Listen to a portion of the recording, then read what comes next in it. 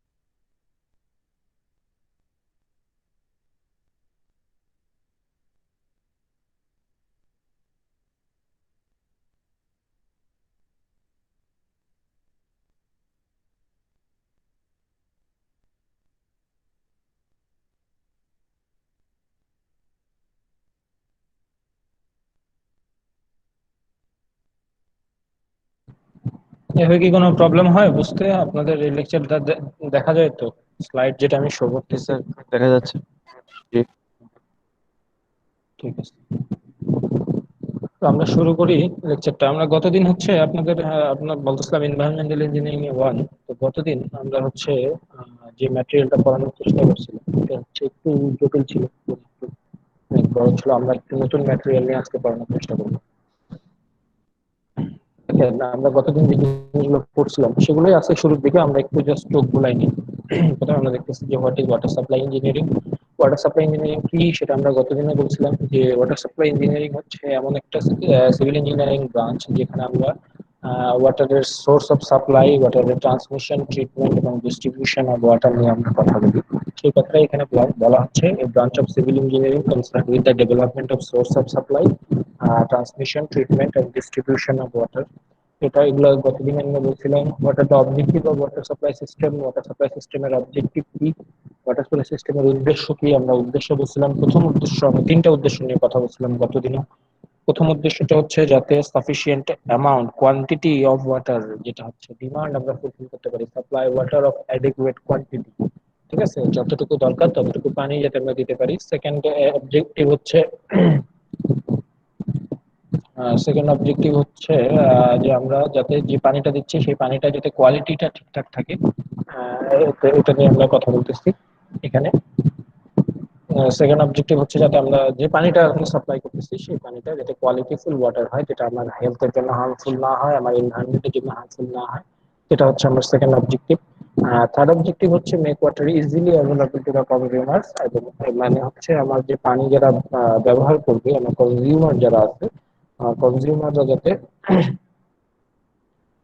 আমার কনজিউমাররা যাতে হচ্ছে ইজিলি পানিটা অ্যাভেলেবল পায়, হাতের কাছে পায়, ইজিলি পায়, কোনো হ্যাসেল ছাড়াই, সেটা আমাদের নিশ্চিত করাটাই হচ্ছে আমাদের আরেকটা অবজেক্টিভ। এরপরে হচ্ছে আমরা টার্মিনোলজিস এর মধ্যে আমরা কয়েকটা টার্মিনোলজি গতদিনও শিখছিলাম, হোলসাম ওয়াটার, পোর্টেবল ওয়াটার এবং প্যালাটেবল ওয়াটার। আরেকবার আমরা একটু বলে নিই। হোলসাম ওয়াটার হচ্ছে যে পানিটা হচ্ছে আনপলিউটেড, এখানে কোনো পলিউশন নাই, যেটা হচ্ছে টক্সিক সাবস্টেন্স থেকে free, free from toxic substances as well as excessive amount of minerals and organic matter। ঠিক আছে, যেখানে কোনো পলিউশন নাই, টক্সিক সাবস্টেন্স নাই, যেখানে মিনারেলস এবং নিউট্রিশন গুলো যতটুকু দরকার ততটুকুই আছে, বেশি কম নাই, সেই পানিটাকে আমরা বলতেছি হোলসাম ওয়াটার। পোর্টেবল ওয়াটার বলতেছি, দেখেন পোর্টেবল ওয়াটার হইতেছে পোর্টেবল ওয়াটারের দুইটা ক্রাইটেরিয়া থাকে। একটা হচ্ছে পানিটা যাতে সেফ হয়, সেফ টু ড্রিঙ্ক। আর সেকেন্ড হচ্ছে ফিজিক্যালি অ্যাকসেপ্টেড। ফিজিক্যালি অ্যাকসেপ্টেড বলতে পানিটা দেখতে যাতে আপনার বিশুদ্ধ পানির মতো মনে হয়, পানিতে কোনো ময়লা বা পানি কোনো কালার, পানিতে কোনো বাজে গন্ধ, এরকম কোনো কিছু যাতে না থাকে সেটা। তাহলে দুইটা ক্রাইটেরিয়া, পানিটা হচ্ছে দেখতে ফিজিক্যালি অ্যাকসেপ্টেড হইতে হবে, ফিজিক্যালি অ্যাকসেপ্টেবল হইতে হবে, প্লাস সেফ টু ড্রিঙ্ক হইতে হবে। এই দুইটা কোয়ালিটি যদি থাকে তাহলে সেটাকে আমরা বলতেছি পোর্টেবল ওয়াটার। পোর্টেবল ওয়াটার আর প্যালাটেবল ওয়াটার হইতেছে, প্যালাটেবল ওয়াটারের মধ্যে এই দুইটা কোয়ালিটির একটা থাকে, যে যে কোনো একটা থাকে, সেটা হচ্ছে এটা শুধু ফিজিক্যালি অ্যাকসেপ্টেবল হয়, মানে দেখতে পানিটা খুবই ভালো, দেখতে মনে হবে যে পানিটাতে কোনো সমস্যা, কিন্তু সেটা সেফ টু ড্রিঙ্ক না, খাওয়ার পরে সেটা আমাদের জন্য ক্ষতির কারণ হয়, যেখানে হয়তো মাইক্রো অর্গানিজম আছে যেগুলো খালি চোখে দেখা যায় না, বোঝা যায় না, এরকম কোন ওয়াটার যেগুলো হচ্ছে প্যালাটেবল ওয়াটার। এরপরে আমরা হচ্ছে দেখেন simple diagram of water supply system. আমরা এখানে এই ডায়াগ্রাম দেখে আমরা হচ্ছে এখান থেকে যেটা দেখবো, এই ডায়াগ্রাম থেকে যেটা সামনে দেখবো সেটা হচ্ছে যে water supply elements, what are the main elements of a water supply system. তো ওয়াটার সাপ্লাই সিস্টেম কি কি জিনিস নিয়ে আসলে তৈরি হয়। তো প্রথম যে জিনিসটা আমরা এখানে দেখতে পাচ্ছি, দেখেন একটু খেয়াল করে, প্রথম যে জিনিসটা আমরা দেখতেছি সেটা হচ্ছে দেখেন এখানে একটা নদীর মতো আছে, এই যে এই জিনিসটা একটা নদীর মতো চলে গেছে। তো এটা একটা নদী, নদী বা ওয়াটার বডি, এটা হচ্ছে আমার সোর্স অফ ওয়াটার, এটা হচ্ছে সোর্স অফ সাপ্লাই। আমি যে পানি সাপ্লাই দিব মানুষজনকে, তো পানিটা কোন একটা সোর্স থেকে আমাকে নিতে হবে, this is the source of supply, source of supply. তাহলে সোর্স অফ সাপ্লাই হচ্ছে আমার একটা ফার্স্ট এলিমেন্ট ওয়াটার সাপ্লাই সিস্টেমের। এরপরে আমরা যেটা করতেছি, এরপরে দেখেন কালেকশন সিস্টেম। কালেকশন সিস্টেম হচ্ছে সেকেন্ড এলিমেন্ট। কালেকশন সিস্টেমের মধ্যে দেখেন পাম্প এবং ইনটেক দিয়ে আমি এখান থেকে পানি, এই সোর্স থেকে পানি কালেক্ট করতেছি। As we are collecting water from the source, we are calling it collection system। ঠিক আছে, এটা হচ্ছে আমাদের সেকেন্ড এলিমেন্ট। এরপরে আসতেছে আমাদের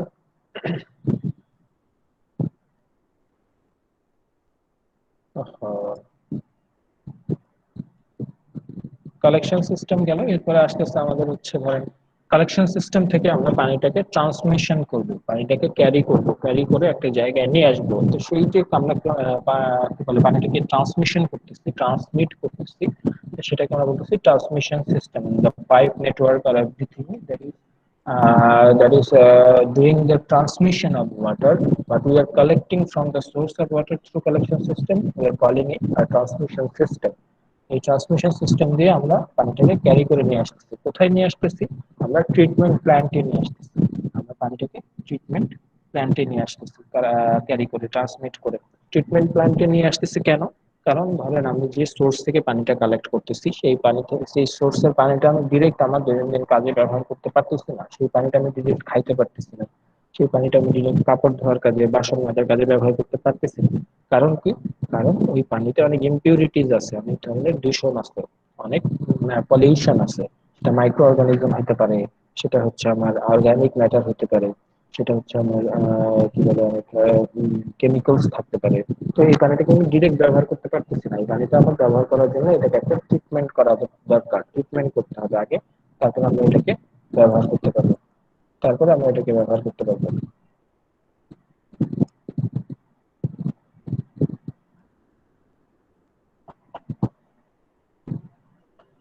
তো এটা হচ্ছে আমাদের ট্রিটমেন্ট সিস্টেম। এরপর আমরা কি করতেছি, এরপর আমরা পানিকে ট্রিটমেন্ট সিস্টেম থেকে আমরা আস্তে আস্তে কমিউনিটির কাছে, মানুষজনের কাছে ডিস্ট্রিবিউশন করে দিতেছি, পানিটাকে আমরা ডিস্ট্রিবিউশন করে দিতেছি। তো এই যে ডিস্ট্রিবিউশন যে সিস্টেমের মধ্যে দিয়ে করতেছি, ঘরে ঘরে পানি পৌঁছে দিতেছি, সেই সিস্টেমটাকে আমরা বলতেছি ডিস্ট্রিবিউশন সিস্টেম। এটা কিন্তু একটা পাইপ নেটওয়ার্ক। এই পাইপ নেটওয়ার্কে যেটা থাকে এক্সট্রা হিসেবে, এক্সট্রা জিনিস হিসেবে থাকে, সেটা হচ্ছে ওভারহেড ট্যাঙ্ক থাকে, উঁচু উঁচু অনেক পানির ট্যাঙ্ক থাকে। সেই ট্যাঙ্ক থেকে আমরা পাইপের মাধ্যমে পানিটা মানুষের ঘরে ঘরে পৌঁছে দিই, এটা হচ্ছে আমার ডিস্ট্রিবিউশন সিস্টেম। এখানে দেখেন জালের মতো সবকিছু দিয়ে দেখাচ্ছি যে সবখানে আমরা পানিটা পৌঁছে দিচ্ছি। আর এটা দিয়ে মেন করা হয়েছে, এই গোল জিনিস দিয়ে মেন করা হয়েছে, এটা একটা ওভারহেড ট্যাঙ্ক, এটা হচ্ছে রিজার্ভার, যেখান থেকে সব দিকে আমরা সিস্টেমে সাপ্লাই দিতেছি। তো মোটামুটি this are the elements of water supply system.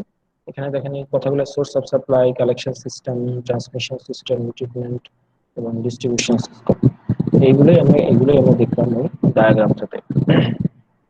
এরপর আমরা যদি এই যে সোর্স অফ সাপ্লাই নিয়ে আমরা একটু আলাদাভাবে কথা বলি, যে সোর্স অফ সাপ্লাই এর মধ্যে আমরা কি কি জিনিস দেখি। সোর্স অফ সাপ্লাই এর মধ্যে দেখেন আমরা তিন ধরনের সোর্স আমাদের চারপাশে দেখতে পাচ্ছি।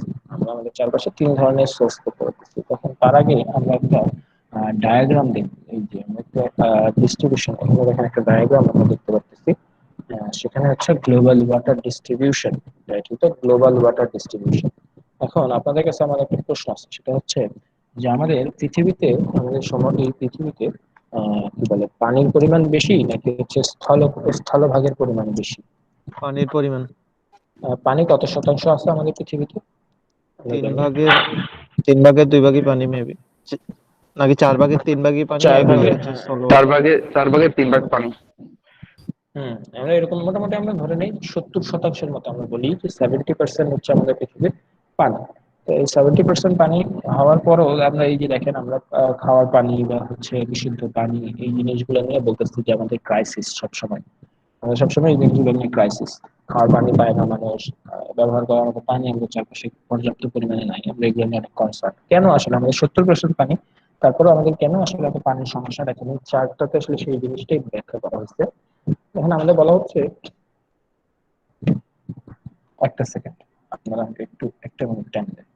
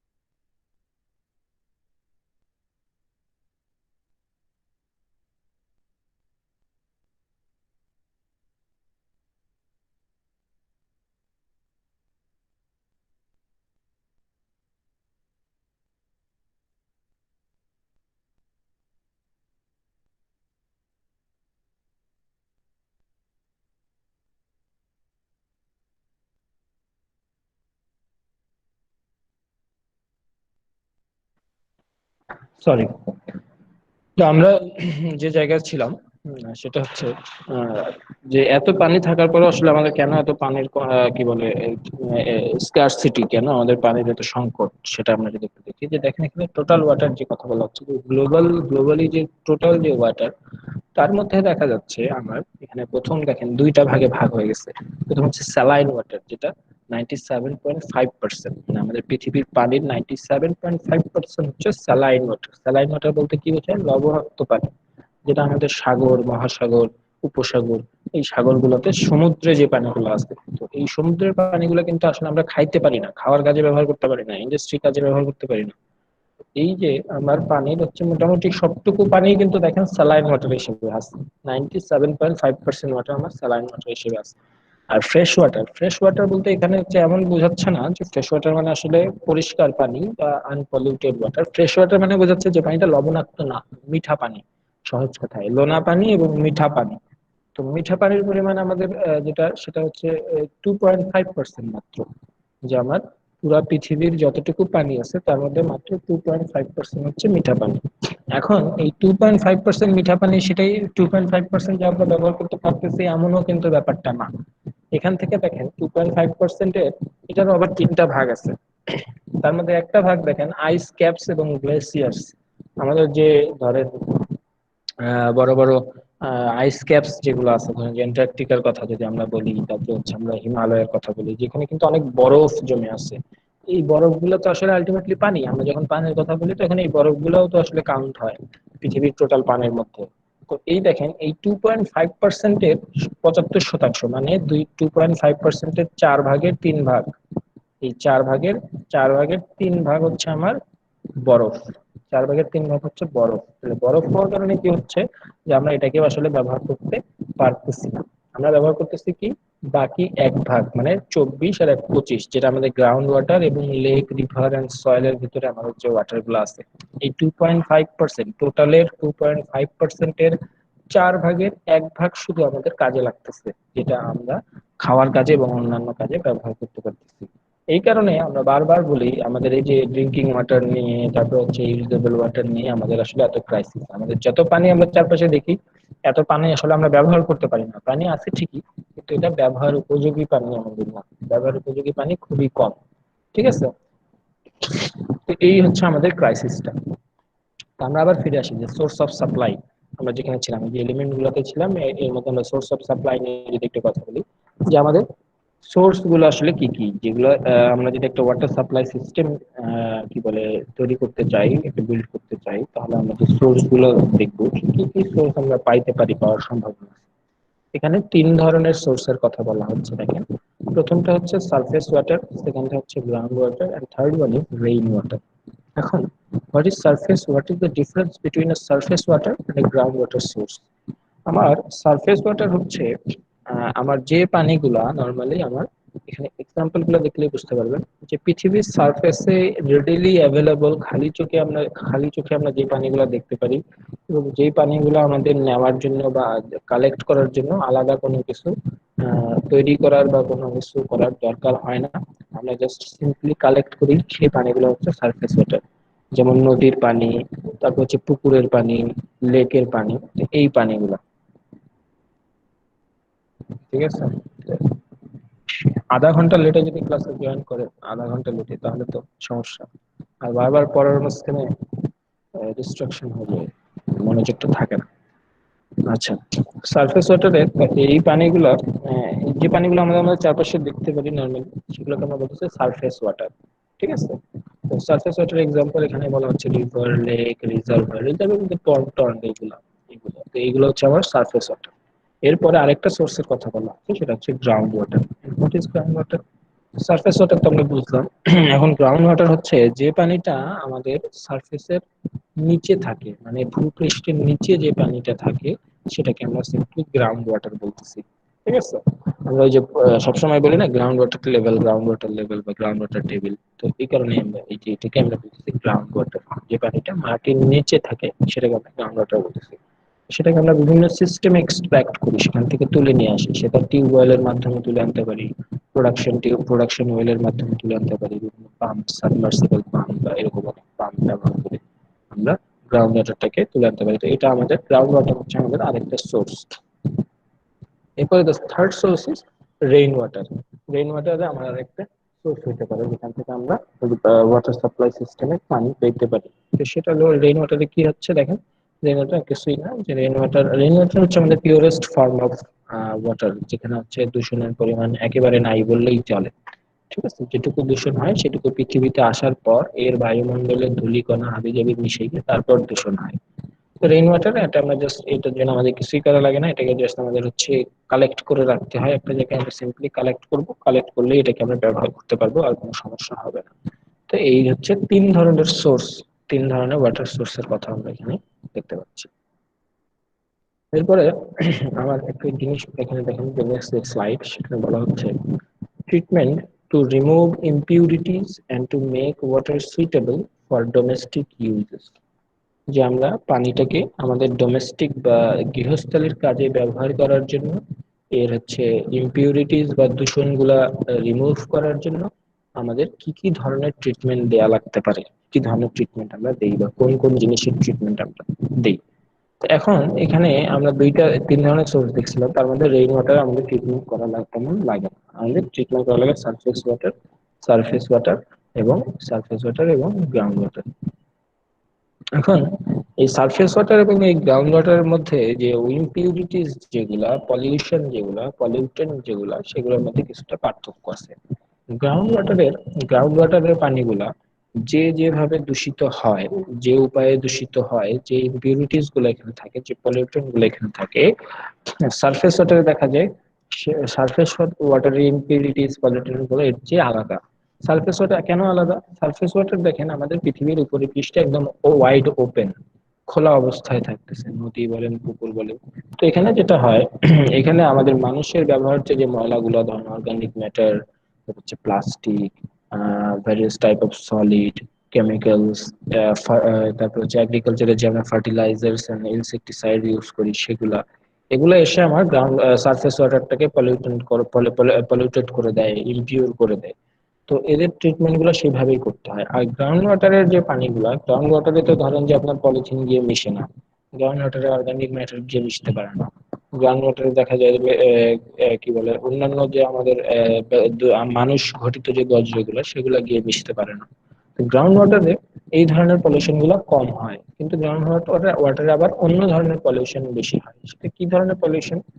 মাটির ভিতরে অনেক ধরনের মিনারেলস থাকে, খনিজ পদার্থ থাকে। আবার অনেক ধরনের মেটালস থাকে, হেভি মেটালস, আর্সেনিক, আয়রন, এই ধরনের হেভি মেটালস থাকে। লেড থাকে, ক্রোমিয়াম থাকে, এই ধরনের হেভি মেটালস থাকে। তো এই সব জিনিসপত্র দিয়ে অনেক ধরনের গ্যাস থাকে মাটির ভিতরে। ঠিক আছে, তো এই সব জিনিস দিয়ে আমার গ্রাউন্ড ওয়াটারটা পলিউশন হইতে পারে, পলিউটেড হইতে পারে। তো এই কারণে গ্রাউন্ড ওয়াটারে যখন আমরা ট্রিটমেন্টের কথা বলি, তখন আমাদেরকে এই ধরনের পলিউটেন্ট গুলো, এই ধরনের পলিউশনের জন্য আমাদেরকে ট্রিটমেন্ট করতে হয়। তো এখানে সেটাই বলতেছে যে সারফেস ওয়াটারের জন্য আমরা কি কি জিনিস ট্রিটমেন্ট করি দেখেন। সারফেস ওয়াটারের জন্য turbidity, colour, taste, odour and pathogens. Pathogens মানে ব্যাকটেরিয়া, এগুলা। ওডোর মানে গন্ধ বা ব্যাড স্মেল। তো এই জিনিসগুলো আমরা সারফেস ওয়াটারের জন্য ট্রিটমেন্ট করি। আর গ্রাউন্ড ওয়াটারের জন্য আমরা দেখেন কি কি করতেছি। Mineral substances, iron, arsenic, fluoride এবং হার্ডনেস, এই জিনিসগুলো আমরা এখানে ট্রিটমেন্ট করতেছি। আচ্ছা, আমরা যদি একটু আপনাদের কাছে জানতে চাই, আহ, এই যে মোহাম্মদ হোসেন, মোহাম্মদ হোসেন, আপনি শুনতে পাচ্ছেন? মোহাম্মদ হোসেন।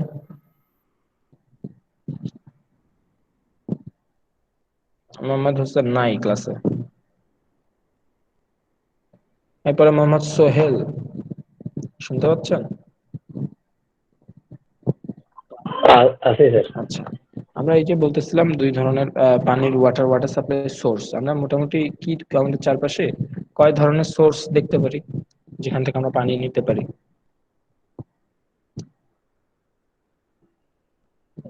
আমরা তো মূলত স্যার ওই যে পানি সোর্স বলতে দেখা যায় যে আমরা আন্ডারগ্রাউন্ডের নিচ থেকে, আর হচ্ছে বিভিন্ন যে যা ক্যানেল, যেটা নদী থেকে, যেটা আমরা সচরাচর দেখা যায় যে কলকারখানা ব্যবহারের জন্য কিংবা হচ্ছে আমাদের ইন্ডাস্ট্রি লাইনে ব্যবহারের জন্য আমরা সচরাচর নদী থেকে পানিটা আনি, যেটা হচ্ছে জাস্ট ওয়াশিং এর ক্ষেত্রে যেটা আমরা ইউজ করি। আর আর আরেকটা ক্ষেত্রে হচ্ছে যেটা আমরা খাওয়ার পানি, যেটা এটা আমরা সচরাচর আন্ডারগ্রাউন্ড থেকে কিংবা ডিপ কিংবা এই টাইপ কোনো কিছু দিয়ে আন্ডারগ্রাউন্ডের পানিটা আমরা মানে এই যে ব্যবহারের জন্য সবচেয়ে বেশি আন্ডারগ্রাউন্ডের মানে বেস্ট হিসেবে আমরা আন্ডারগ্রাউন্ডের মনে পানিটা করি। আনতেছি, এটাকে আমরা হচ্ছে কি বলতেছি, এটা টার্মিনোলজিটা কি? বুঝিয়ে স্যার, এটা হচ্ছে ওয়াটার, এটা হচ্ছে ওই আন্ডার ওয়াটার যেটা আছে আর কি স্যার। এটাকে আমরা বলতেছি গ্রাউন্ড ওয়াটার। আর আপনার এই যে হচ্ছে গ্রাউন্ড ওয়াটার, জি। হ্যাঁ, গ্রাউন্ড ওয়াটার। আচ্ছা, এরপরে আমরা জি যে স্যার। নদী খাল বিলের কথা বলতেছি, নদী নালা থেকে পানি, নদী জি। থেকে পানি আনতেছি, এই পানিটাকে কি পানি বলি আমরা? এটাকে আমরা যে ইয়ার সারফেস যে ইয়াটা হ্যাঁ, এটাকে আমরা বলতে বলতেছি চাচ্ছেন। সারফেস ওয়াটার, এটাকে আমরা বলতেছি সারফেস ওয়াটার। ঠিক আছে, এবং আমরা যে সারফেস জি ওয়াটারকে স্যার। খাওয়ার জি কাজে স্যার। ব্যবহার করি না বা করতে পারি না, ব্যাপারটা তা না। সারফেস ওয়াটারকেও আমরা খাওয়ার কাজে ব্যবহার করতে পারি। জি অবশ্যই স্যার, হ্যাঁ, এটা এটা আমরা ম্যানুফ্যাকচার করে কিংবা হচ্ছে একটু বিভিন্ন ট্রিটমেন্টের মাধ্যমে কিংবা বিভিন্ন প্লান্টের হ্যাঁ, মাধ্যমে আমরা ও পানিটাকে আমরা খাওয়ার উপযোগী করে, কেমিক্যালের মাধ্যমে মানে দূষিত মুক্ত করে, দূষণ মুক্ত করে, কিংবা যে দেশের যে বিভিন্ন রকমের জীবাণু থাকতে পারে এগুলা ধ্বংস করে আমরা খাওয়ার উপযোগী করে, এটা আমরা খাওয়ার উপযোগী হিসেবে ব্যবহার করতে পারি আর কি। হম, এটা আমরা তিন ধরনের দেখতেছি। ওকে, আপনাকে থ্যাংক ইউ। মোহাম্মদ নাজিম উদ্দিন, মোহাম্মদ নাজিম উদ্দিন, শুনতে পারেন? নাজিম উদ্দিন। আসসালামু আলাইকুম স্যার। স্যার আছি। ওয়ালাইকুম আসসালাম, আচ্ছা। আচ্ছা, আমরা এই যে গ্রাউন্ড ওয়াটার এবং সারফেস ওয়াটার, আমরা বলতেছি যে গ্রাউন্ড ওয়াটার একটা আমাদের সোর্স হতে পারে, সারফেস ওয়াটার একটা সোর্স হতে পারে। এছাড়া কি আর কোনো সোর্স হতে পারে আমাদের পানির জন্য? গ্রাউন্ড ওয়াটার, সারফেস ওয়াটার, আর একটা সোর্স আছে স্যার, এটা হচ্ছে রেন ওয়াটার। আচ্ছা, ঠিক আছে, রেইন ওয়াটার। এখন এই গ্রাউন্ড ওয়াটার এবং সারফেস ওয়াটারে যে পলিউশন গুলো হয়, দুটো কি একই রকম পলিউশন হয় দুই ধরনের পানিতে? উম না স্যার, একই ধরনের তো হয় না। তাহলে দুইটার মধ্যে কি পার্থক্য থাকতে পারে পলিউশন পলিউট্যান্টের মধ্যে? যে কি ধরনের, কোনটাতে কি রকম পলিউশন হয়? যেমন গ্রাউন্ড ওয়াটারে আপনার আর্সেনিকের পলিউশনটা দেখা যায়। হুম হুম। তারপর আর আপনার সারফেসে সারফেস ওয়াটার স্যার আপনার ওই পরিমাণটা নাই সারফেসে। আপনার জন্য একটু সহজ করে প্রশ্নটা করি আর অন্যভাবে ঘুরায়। হুম। আহ, কে এখন জয়েন করতেছে? সিএম জাহেদ। আপনি এমনি এখন জয়েন করতে চাচ্ছে কেন? আচ্ছা, যাই হোক, আপনার জন্য একটু সহজ করে প্রশ্নটা করি। সেটা হচ্ছে, আমরা যদি একটা সারফেস ওয়াটার নেই এবং গ্রাউন্ড ওয়াটার নেই, দুইটা তো আমরা একই রকম ট্রিটমেন্ট দিব না। একই রকম ট্রিটমেন্ট আমরা দিব না দুইটাতে। আমরা সারফেস ওয়াটারে, আপনি সেটা বলেন যে সারফেস ওয়াটারে আমরা কি কি ট্রিটমেন্ট দিতে হবে। সারফেস ওয়াটার যদি আমরা নেই তাহলে সেটাকে কি কি ট্রিটমেন্ট দিতে হয়?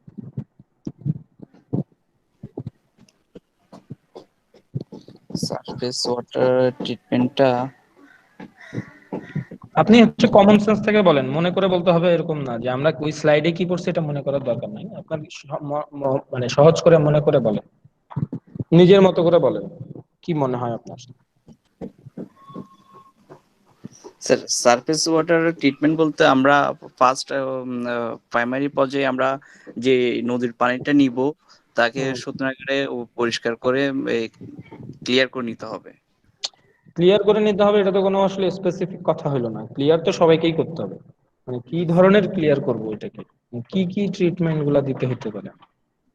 স্যার আচ্ছা ঠিক আছে, আপনাকে থ্যাংক ইউ। আমরা নেক্সট অন্য কাউকে জিজ্ঞাসা করবো। সেটা হচ্ছে প্রিন্স দে রনি। প্রিন্স দে রনি, শুনতে পাচ্ছেন? প্রিন্স দে রনি, প্রিন্স নাজিমুদ্দিন, আপনাকে থ্যাংক ইউ। হ্যাঁ, মাইকটা অফ করতে পারেন আপনি। আমরা হচ্ছে নেক্সট চলে। প্রিন্স দে রনি, এনার নাম কি আসলেই প্রিন্স নাকি? বুঝতেছি না, ও কথা অ্যান্সারও দিচ্ছে না। আপনার কয়জন আসলে ক্লাসে আছেন? স্যার এখানে 18 জন, 19-20 হ্যাঁ, জন আছে। আপনার ক্লাসে তো আছেন, আমি বলতে চাচ্ছি যে কয়জন অ্যাটেন্টিভ আছেন। এই যে জিজ্ঞাসা করলে খুঁজে পাওয়া যায় না। মোহাম্মদ আব্দুল লতিফ, শুনতে পাচ্ছেন? আব্দুল লতিফ, হ্যালো। আসসালামু আলাইকুম স্যার। আছি ওয়ালাইকুম স্যার। আসসালাম। ওয়ালাইকুম আসসালাম। আচ্ছা, হ্যাঁ, আমরা এই যে অনেকক্ষণ ধরে আলোচনা করতেছি, তো আমরা এই যে বলতেছিলাম, প্রশ্ন করা হয়েছে যে সারফেস ওয়াটার, যদি আমরা একটা সারফেস ওয়াটার সোর্স থেকে আমরা ওয়াটার কালেক্ট করি এবং এটাকে যদি ট্রিটমেন্ট করতে চাই, তো আমাদের কি কি রকম ট্রিটমেন্ট আসলে দেয়া লাগতে পারে একটা সারফেস ওয়াটার? এটা একটু আমাদেরকে বলতে পারবেন?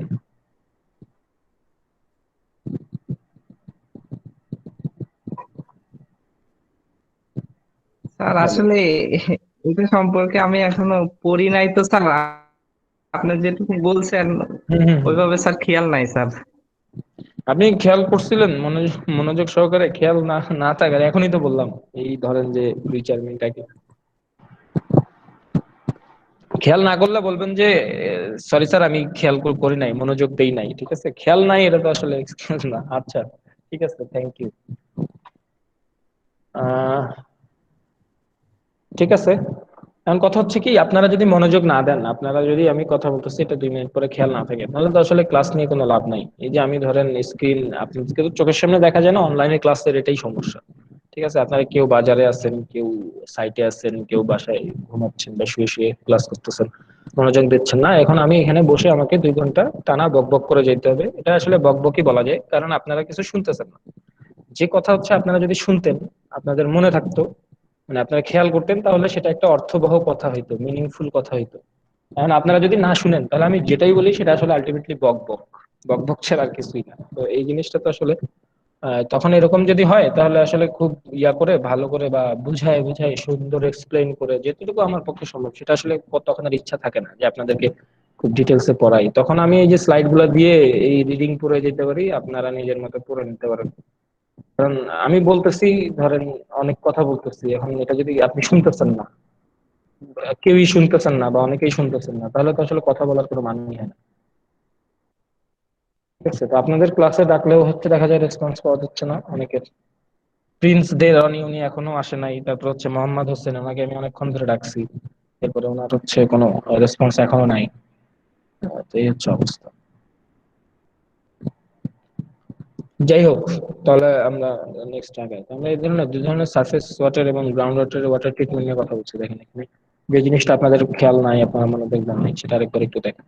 সারফেস ওয়াটার আমরা turbidity, colour, test, odour, pathogen এই জিনিসগুলো নিয়ে ট্রিটমেন্ট করি। গ্রাউন্ড ওয়াটারে হচ্ছে mineral substances, iron, arsenic, fluoride, hardness এই জিনিসগুলো নিয়ে কথা বলি, এই জিনিসগুলো ট্রিটমেন্ট করি। আপনাদের আরেকটা কথা আমি বলতে চাই, আরেকটা কথা আমি একটু বলি, সেটা হচ্ছে আপনারা অনেকেই জব হোল্ডার, আপনারা অনেকেই জব হোল্ডার। আমি হচ্ছে কিছুদিন জব করছি প্রায় 2 বছরের মতো। আপনাদের চেয়ে হয়তো এক্সপিরিয়েন্স আমার কম হতে পারে, কিন্তু আমি একটা জিনিস জব সেক্টরে থেকে একটা জিনিস আমি শিখছি।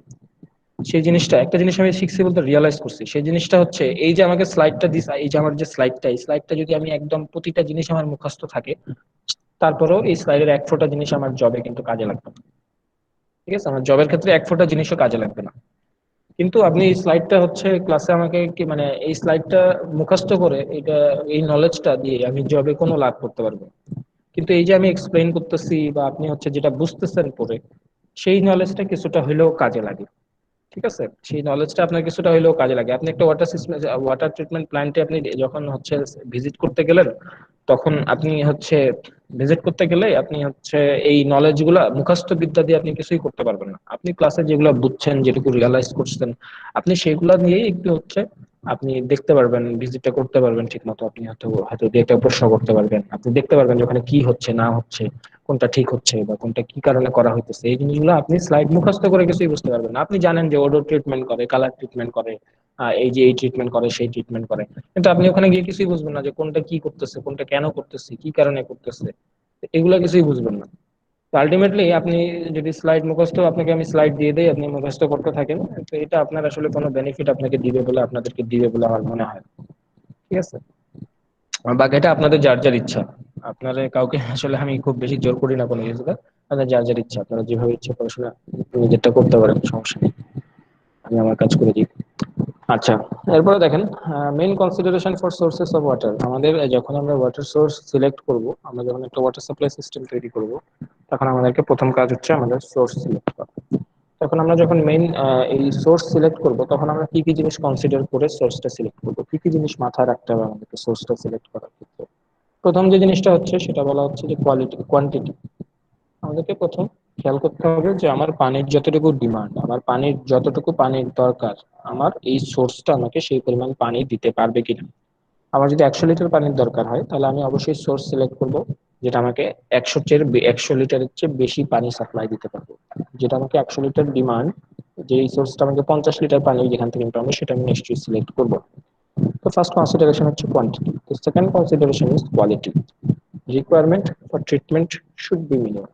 এখানে যে কথাটা বলা হচ্ছে কোয়ালিটি, প্রথমে আমি কোয়ান্টিটি দেখবো, দেন আমি আসবো কোয়ালিটিতে।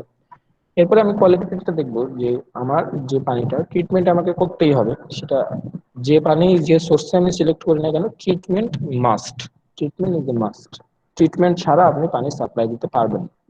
এখন আপনি চেষ্টা করবেন যে সোর্সটা সিলেক্ট করলে আমার ট্রিটমেন্টটা সবচেয়ে কম পরিমাণ ট্রিটমেন্ট দেওয়া লাগবে, মিনিমাম ট্রিটমেন্ট দেওয়া লাগবে, সেই সোর্সটাকে আমি সিলেক্ট করবো। তাতে কি হবে, মিনিমাম ট্রিটমেন্ট দিলে আপনার ওয়াটার সাপ্লাই সিস্টেমের আপনার কস্টিং কমে যাবে, আপনার বাজেট কমে যাবে। ঠিক আছে, তো এটা মানুষের কাছে তত ইজিলি অ্যাভেলেবেল হয়ে যাবে। ঠিক আছে, আপনি এমন একটা সোর্স সিলেক্ট করলেন, আপনি ধরেন যে বুড়িগঙ্গার পানি সিলেক্ট করছেন, বুড়িগঙ্গার পানি আপনি সাপ্লাই দিবেন, এখন এইটাকে ট্রিটমেন্ট দিতে দিতে দিতে দিতে আপনার জান বের হয়ে যাবে। এত ট্রিটমেন্ট দিতে দিবেন, দেখা যাবে এত কস্টিং বেড়ে যাবে যে 1 লিটার পানির দাম হয়ে গেছে 50 টাকা, 100 টাকা। তখন আর এই 100 টাকা দিয়ে আপনার এই পানি কেউ খাবে না, আপনার এই পানি কোনো কাজে লাগবে না কমিউনিটি। দ্যাটস ওয়াই আপনাকে কোয়ালিটির ব্যাপারটা, যেটা মিনিমাম ট্রিটমেন্ট দেওয়া লাগে, যেটাতে মিনিমাম ট্রিটমেন্ট দেওয়া লাগবে, সেই সোর্সটা আমি সিলেক্ট করবো। এরপরে আমরা এই যে কস্টের কথা বললাম, কস্টের কথা বলেই ফেললাম। যে কস্ট জিনিসটা আমাদের মাথায় রাখতে হবে, যে এই সোর্সটা যদি আমি সিলেক্ট করি, তাহলে আমার পানির কস্টিং কতটুকু বেশি হবে বা কতটুকু কম হবে। যেমন আমি ঢাকা ওয়াসা যদি ঢাকায় পানি সাপ্লাই দেওয়ার জন্য আমরা মেঘনা নদীর পানি ব্যবহার করে, শীতলক্ষার পানি ব্যবহার করে, এখন ওরা যদি ডিসিশন নেয় যে আমরা কর্ণফুলীর পানি ব্যবহার করব, কর্ণফুলীর পানি ভালো আছে এগুলোর তুলনায়, আমরা কর্ণফুলীর পানি ব্যবহার করবো, এটা একটা ভালো ডিসিশন হবে না খারাপ ডিসিশন হবে বলেন তো, যে কোনো একজন। স্যার এখান থেকে নিয়ে যে এটা যে অবশ্যই ট্রান্সপোর্টেশন একটু কস্টটা খারাপ এটাও হবে। বেশি হবে না? তাহলে টাকাটা বেড়ে যাবে তখন, কস্টটা। হুম হুম হুম। হ্যাঁ, আপনি ওইটা। দেখা যাচ্ছে ডিস্টেন্স এখান থেকে ক্যারি করে নিয়ে যেতে, তার যে ইয়াটা, সেটার সাথে হচ্ছে তার স্থানের যে ইয়াটা, যে কাছ থেকে নিলে যে কস্টটা, আর এখান থেকে ক্যারি করে নিয়ে যাওয়া কস্টটা স্যার অনেক বেশি হয়ে যাবে। হুম হুম। মোহাম্মদ ইশতিয়াক হোসেন কিছু বলতে চান? Mohammad Ishtiaq Hossain has raised a hand, বলেন। কোথায় ইশতিয়াক হোসেন? স্যার ও কমেন্ট করছে ওর নাকি মাইক্রোফোন অন অন করতে পারতেছে না, তাই রেসপন্স করতে পারতেছে না। আচ্ছা, ঠিক আছে, ঠিক আছে। তো এইটা হ্যাঁ যেটা বললেন সেটাই, যে আমরা এত দূর থেকে যদি পানি নিয়ে যাই, চিটাগাং থেকে যদি পানি নিয়ে যাই, তা সে পানির লিটার দেখা যাচ্ছে 200 টাকা পানির লিটার হবে, যে কস্টিংটা আমার পড়বে। তো এই 200 টাকা পানির লিটার দেখে পানি খাবে, আর পানি খাওয়া পসিবলও না মানুষের পক্ষে এত ইয়া দিয়ে। তো এই জন্যই এই জিনিসগুলো আমাদের সোর্স সিলেক্ট করার ক্ষেত্রে কনসিডার করতে হবে। কনসিডারেশন তিনটা জিনিস: ফার্স্ট কনসিডারেশন হচ্ছে কোয়ান্টিটি, সেকেন্ড কনসিডারেশন হচ্ছে কোয়ালিটি, দেন কামস কস্টিং। এরপরে হচ্ছে আমরা কোয়ালিটি প্যারামিটার টু চেক, যে জিনিসটা এখানে বলা হচ্ছে যে কোয়ালিটি প্যারামিটার টু চেক। আমরা পানি যখন একটা সোর্স থেকে আমরা সোর্স সিলেক্ট করলাম, এরপরে আমরা যেটা করব যে এই সোর্সের পানিটার কি কি কোয়ালিটি প্যারামিটার গুলো আমরা চেক করব, কি কি কোয়ালিটি প্যারামিটার আমাদেরকে টেস্ট করে নিতে হবে। দেখেন এই যে ড্রিঙ্কিং ওয়াটার কোয়ালিটি প্যারামিটার, এগুলোই কিন্তু ড্রিঙ্কিং ওয়াটার কোয়ালিটি প্যারামিটার, ঠিক আছে? তো এগুলো মাথায় রাখেন, যদি আপনি কেউ কখনো কোশ্চেন করে, কোনো জায়গায় কোশ্চেন সম্মুখীন হন যে ড্রিঙ্কিং ওয়াটার প্যারামিটার গুলো আসলে কোনগুলা, অনেক টেস্ট আছে, মানে পানির এনভায়রনমেন্টাল লেভেলে হাজার হাজার টেস্ট করা হয়। এর মধ্যে কোনগুলো আমার ড্রিঙ্কিং ওয়াটার প্যারামিটার। তো এখানে দেখেন তিন ধরনের প্যারামিটারের কথা আমরা বলবো: একটা হচ্ছে physical quality parameter, chemical quality parameter and biological quality parameter. এখন বায়োলজিক্যাল প্যারামিটারটা নিয়ে একটু কথা বলি। বায়োলজিক্যাল প্যারামিটার হচ্ছে সোজা কথা এখানে মাইক্রো অর্গানিজম বা ব্যাকটেরিয়া বা ভাইরাস এই ধরনের জিনিসগুলো আমরা টেস্ট করবো, ঠিক আছে? তো এখানে দেখেন টোটাল কলিফর্ম এবং ইকোলাই, এই দুইটা জিনিসের কথা বলা হচ্ছে, টোটাল কলিফর্ম এবং ইকোলাই। কলিফর্ম ব্যাকটেরিয়া,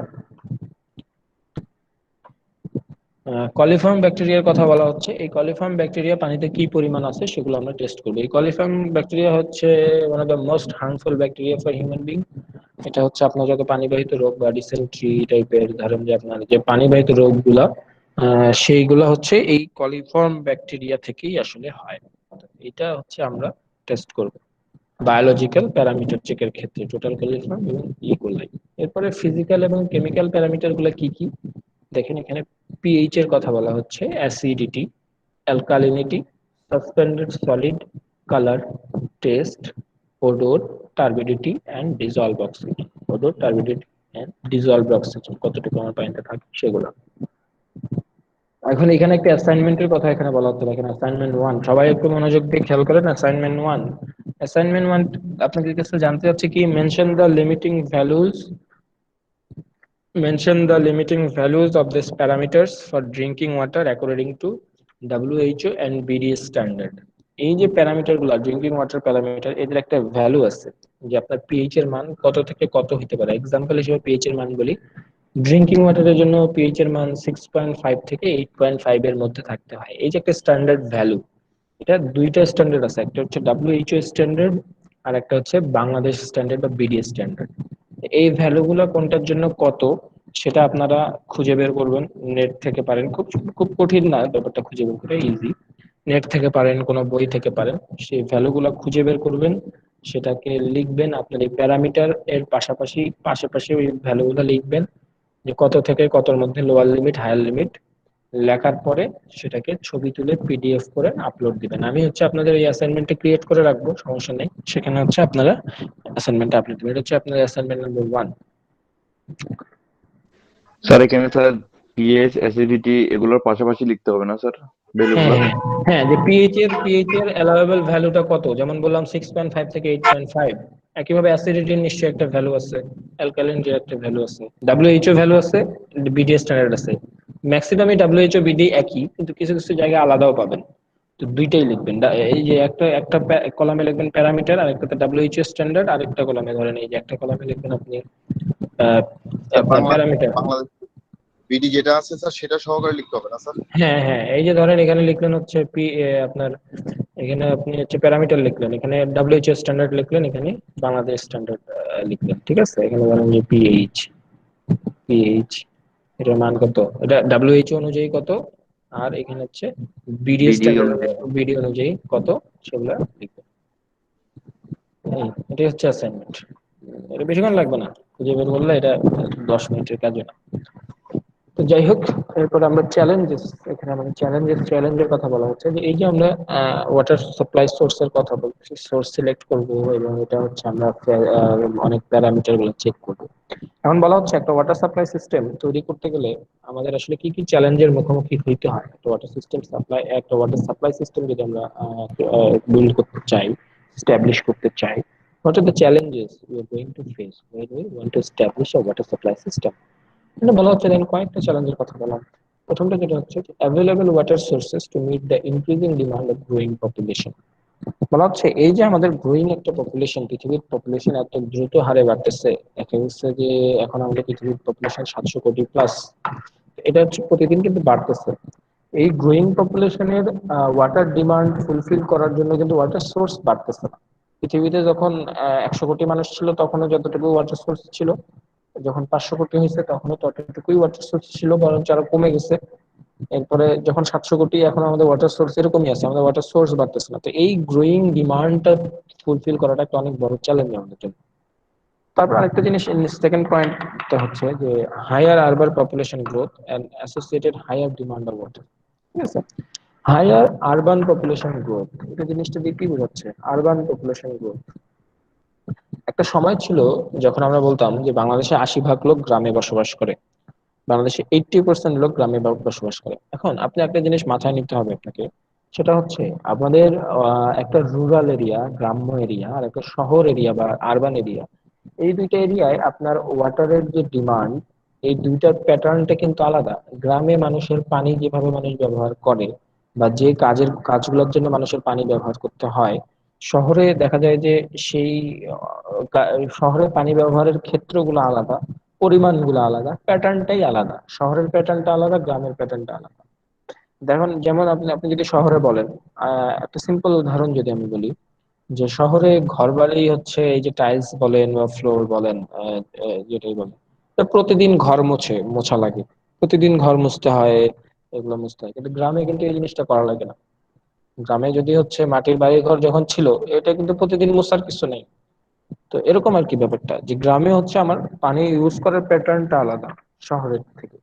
তো আমার এখানে বলা হচ্ছে যে মানুষ, একটা সময় আমরা বলতাম বাংলাদেশে 80% মানুষ আসলে গ্রামে বসবাস করে, এখন কিন্তু এই সিনারিওটা চেঞ্জ হচ্ছে।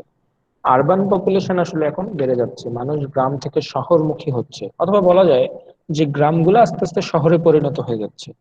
এখন এই যে যে ঘর বাড়ির কথা বললাম যে প্রতিদিন মুছা লাগে না, এই ঘর বাড়ি এখন বাংলাদেশে নাই। আলটিমেটলি সব জায়গায় হচ্ছে ওই আপনি ফ্লোর টাইলস, এটা সব জায়গায় প্রতিদিনই ঘর মোছা লাগতেছে। তো আলটিমেটলি যেটা হচ্ছে যে মানুষ শহরমুখী হচ্ছে, এটা একটা কথা, অথবা গ্রামগুলাই শহরে পরিণত হয়ে যাচ্ছে।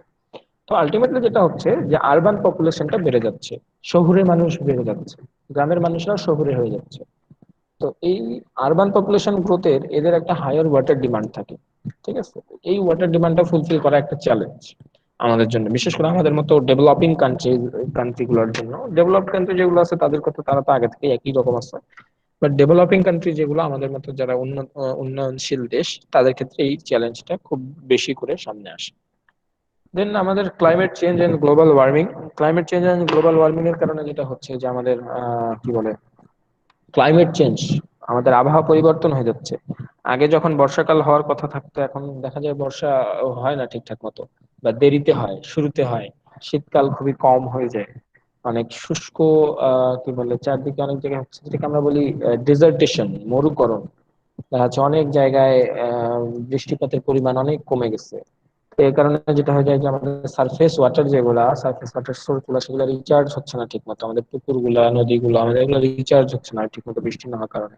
প্লাস আমাদের গ্রাউন্ড ওয়াটারের লেয়ার হচ্ছে দিন দিন নেমে যাচ্ছে, দিন দিন নিচের দিকে নেমে যাচ্ছে। তো এগুলো হচ্ছে আমাদের গ্লোবাল ওয়ার্মিং এবং ক্লাইমেট চেঞ্জের outcome, negative outcomes we should say.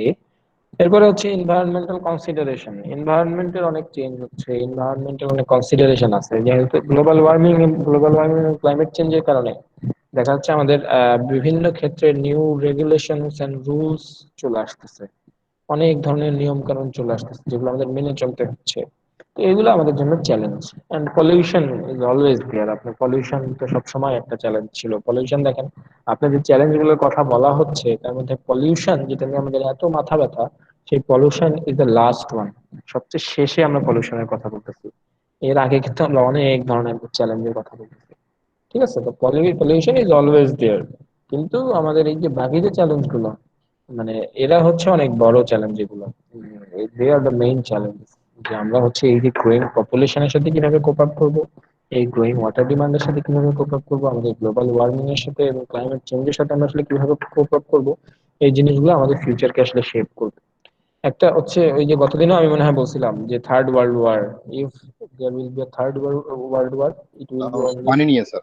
পানি নিয়ে হওয়ার সম্ভাবনা খুবই বেশি। হ্যাঁ, গতদিন আমি বলছিলাম। এটা হচ্ছে, এটা আমি বলতেছি না, এটা হচ্ছে ওয়াটার এইড নামে একটা সংস্থা আছে, ইন্টারন্যাশনাল একটা সংস্থা, যারা হচ্ছে শুধু এই যে ওয়াটার নিয়ে কাজ করে, যে ওয়াটার সাপ্লাই এবং মানুষের কাছে কত, মানুষের কাছে পানি যাচ্ছে কি যাচ্ছে না, এই রিলেটেড কাজ করে, rain water harvesting, alternative source, এই ধরনের কাজগুলো তারা শুধু এই ধরনের এটা হচ্ছে নন প্রফিট একটা অর্গানাইজেশন, ইন্টারন্যাশনাল অর্গানাইজেশন।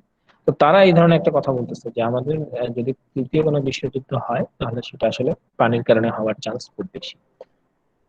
আচ্ছা, তো এই হচ্ছে আমাদের চ্যালেঞ্জেস। এরপরে যদি আমরা বলি responsibilities of water supply engineering, এই যে আমরা এত চ্যালেঞ্জের কথা বললাম, এত ধরনের সিস্টেমের কথা বললাম, যে আমাদের ওয়াটার সাপ্লাই সিস্টেম যদি আমরা বানাইতে চাই তাহলে এই করতে হবে সেই করতে হবে, সোর্স সিলেক্ট করতে হবে, ট্রিটমেন্ট করতে হবে, ডিস্ট্রিবিউশন করতে হবে, this are the challenges we have to face, এগুলো আমরা সমাধান করতে হবে। তো আমরা অ্যাজ এ সিভিল ইঞ্জিনিয়ার আমাদের হচ্ছে রেসপন্সিবিলিটিটা কি, রেসপন্সিবিলিটি জায়গাটা কি, আমরা কি করব, আমাদের এখানে আসলে সিভিল ইঞ্জিনিয়ার হিসেবে আমরা কি করব, সেটা দেখেন। আমরা ফার্স্ট কথা হচ্ছে প্ল্যানিং করতে হবে।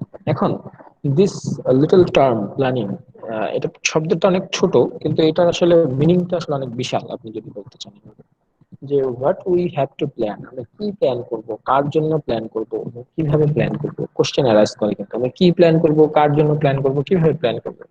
আমরা প্ল্যান করব যাতে আমাদের এই যে ওয়াটার ডিস্ট্রিবিউশন, যেটা প্রথম কথা হচ্ছে ওয়াটার ওয়াটার ডিস্ট্রিবিউশন যেটা আমরা করব, সেই ওয়াটারটা আমরা যাতে অ্যাডিকুয়েট কোয়ান্টিটিতে যায় এবং গুড কোয়ালিটি অফ ওয়াটার যাতে যায় এবং সবার কাছে যাতে ইজিলি অ্যাভেলেবেল হয়ে যায়। ঠিক আছে, থার্ড পয়েন্টটাতে আমরা মনে হয় যে কম ইম্পর্টেন্স দিই, কিন্তু এটাও কিন্তু অনেক ইম্পর্টেন্ট। আমরা as a engineer we have responsibilities towards the whole society, towards the whole community.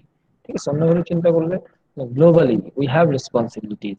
আপনি একটা ওয়াটার সাপ্লাই সিস্টেম ডিজাইন করলেন, প্ল্যানিং করলেন, যেটা হচ্ছে দেখা যাচ্ছে যে যেটাকে অ্যাফোর্ড করতে পারতেছে বা যেটা মানে সার্ভিস দিতেছে শুধু সমাজের উঁচু শ্রেণীর লোকজনদেরকে, সমাজের একটা ক্যাটাগরির লোকজনদেরকে, যারা টাকা পয়সা আছে, যারা এমনি সবকিছু যাদের কাছে এমনি আছে, তারা এটা খুব স্বাচ্ছন্দ্যে ব্যবহার করতে পারতেছে। ঠিক আছে, আর ওই বস্তিতে দেখেন পানি নাই, তো বস্তিতে আসলে পানি নাই, কখনোই নাই। তো এটা হচ্ছে আমাদের responsibility as a civil engineer বলেন বা এজ এ হিউম্যান বিং বলেন, উই হ্যাভ দিস রেসপন্সিবিলিটি যে আমরা যদি প্ল্যান করি তাহলে জিনিসটা যাতে ওভারঅল আমাদের টোটাল কমিউনিটিটাকে একটা ব্যালেন্স ওয়েতে সার্ভিস দেয়, একটা ইকুয়াল ওয়েতে সার্ভিস দেয়, এভাবে আমাদেরকে জিনিসটা প্ল্যানিং করতে হবে। আমরা কখনোই হচ্ছে সমাজের সেই উঁচু শ্রেণীর মানুষকে মাথায় রেখে কোনো সিস্টেম প্ল্যান করতে পারি না। আমাদেরকে সিস্টেমটা প্ল্যান করতে হবে যাতে যে মানুষটা সবকিছু থেকে বঞ্চিত, যে মানুষটার কাছে দিনে 1 লিটার পানিও যায় না, বিশুদ্ধ পানিও যার কাছে পৌঁছায় না, তাকে হচ্ছে আমরা কিভাবে আসলে পানিটা সাপ্লাই দিতে পারি, তাকে হচ্ছে আমরা কিভাবে তার কি বলে জীবন মানটাকে একটু উন্নত, মানে একটু হইলেও তাকে হেল্প করা যায়। তার জীবনে সে হচ্ছে গোসল করার পানি পায় না সারাদিন, সে খাওয়ার পানি সারাদিন পাওয়ার জন্য তাকে 3 মাইল দূর থেকে গিয়ে পানি আনতে হয়। তো আমি আমি যখন প্ল্যানিং করবো তখন ওই মানুষটার কথা যাতে আমার মাথায় আসে, ওই মানুষটা যাতে আমার মাথায় থাকে, ওই মানুষটাকে মাথায় রেখে যাতে আমি প্ল্যানটা করতে পারি যে আমার আমার এই যে সিস্টেমটা আমি ডিজাইন করতেছি, সেই সিস্টেমটা যাতে এই মানুষটাকে আমার সাপ্লাই সার্ভিস দেয়। আমার যদি সার্ভিস এই মানুষটা পায়, বস্তির একটা মানুষ পায়, তাহলে সমাজের ওই উঁচু শ্রেণীর মানুষটা অটোমেটিক্যালি সে পাবে, সমস্যা নাই। তো সে আসলে আমার মেইন কনসার্ন না, আমার মেইন কনসার্ন হচ্ছে আমার সেই মানুষটা যার কাছে আমার সাপ্লাইটা পৌঁছে, সিস্টেমটা পৌঁছাতে পারে না। তো এই প্ল্যানিং জিনিসটা আসলে এটা আমাদের একটা হিউজ রেসপন্সিবিলিটি যে সিভিল ইঞ্জিনিয়ার। দেন আমরা এই প্ল্যানিং করার পরে আমরা এই জিনিসটাকে ডিজাইন করি, স্ট্রাকচারাল ডিজাইন বলেন বা যেটাই বলেন, আমরা ডিজাইন করি। এই ডিজাইন অনুযায়ী আমরা কনস্ট্রাকশন করি, এবং কনস্ট্রাকশন যখন শেষ হয়ে যায় তখন জিনিসটা কাজ করা শুরু করে, অপারেট করা শুরু করে, that is call operation. Then operation করা শুধু অপারেট করলেই হবে না, এটাকে মেইনটেনেন্স করতে হবে। ঠিক আছে, যে নো সিস্টেম ইজ কি বলে ইমোরাল, আপনার সিস্টেম কখনো হচ্ছে চলতেই থাকবে চলতেই থাকবে আজীবন, এরকম না। সিস্টেমে অনেক ফল্ট অ্যারাইজ করতে পারে টাইম টু টাইম, তো সেগুলো মেনটেন করে আমাদেরকে মেনটেনেন্সের মানে সবসময় এটাকে মেনটেনেন্সের মধ্যে রাখতে হবে, and that will increase the life time of our system. আমরা যদি মেনটেনেন্সের মধ্যে রাখি তাহলে সিস্টেমটা আমার অনেক দিন পর্যন্ত সাপোর্ট দিবে, সাপ্লাই দিবে, সার্ভিস দিবে। আর যদি আমরা মেনটেনেন্স না করি তাহলে আমাদের আলটিমেটলি লাইফ টাইমটা খুবই কম হয়ে যাবে। এরপরে close examination of water in the distribution system to ensure non contamination and to deliver safe water at the point of use. আমাদেরকে সবসময় একটা ওয়াটার হচ্ছে খুবই সেন্সিটিভ একটা ইস্যু, ঠিক আছে? ওয়াটার খুবই সেন্সিটিভ একটা ইস্যু। আমরা যখন একটা বিল্ডিং ডিজাইন করি তখন কিন্তু আমরা সবসময় মাথায় রাখি যে বিল্ডিংটা ধসে পড়লে 100 মানুষ মারা যাবে।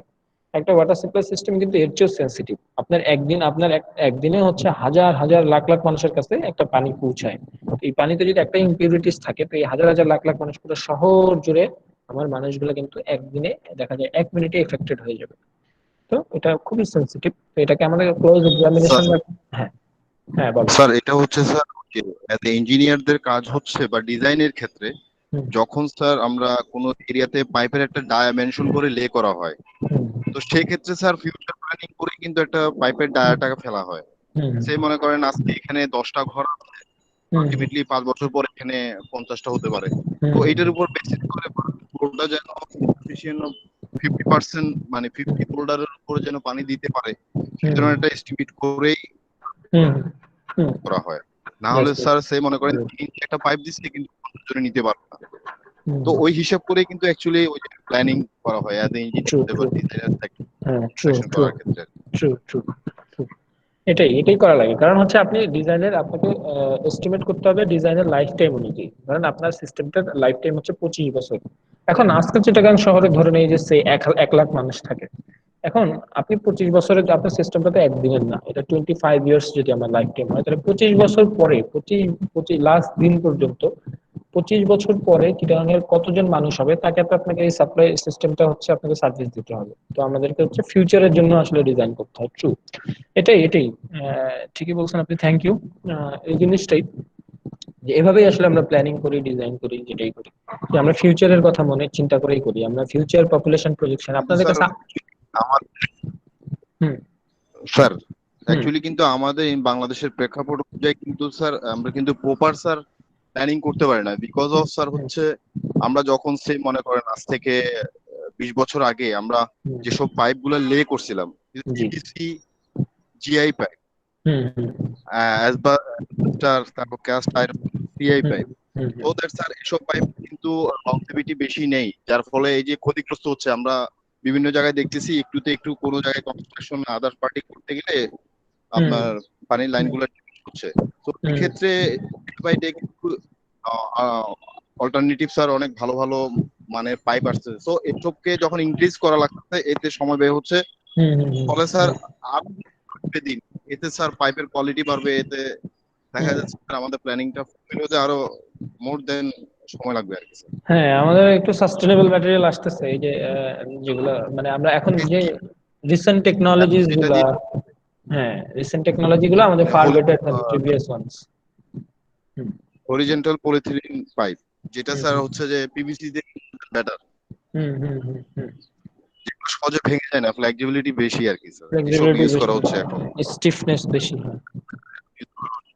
তো এগুলো হচ্ছে আলটিমেটলি এসব আর আমাদের কি। সিস্টেমকে আরো ডেভেলপ করবে, যেটা আমাদের হচ্ছে যেটা এটা এখান থেকে হচ্ছে আমাদের এই সাধারণ মানুষ বেশি মানে লাভবান হবে। এটাই তো আসলে আমাদের মানে ইঞ্জিনিয়ারিং বলেন বা হোয়াট এভার প্রফেশন ইউ সে, আমাদের আসলে কাজ কি, আমাদের গোল কি? আমাদের গোল হচ্ছে মানুষকে সার্ভিস দেওয়া।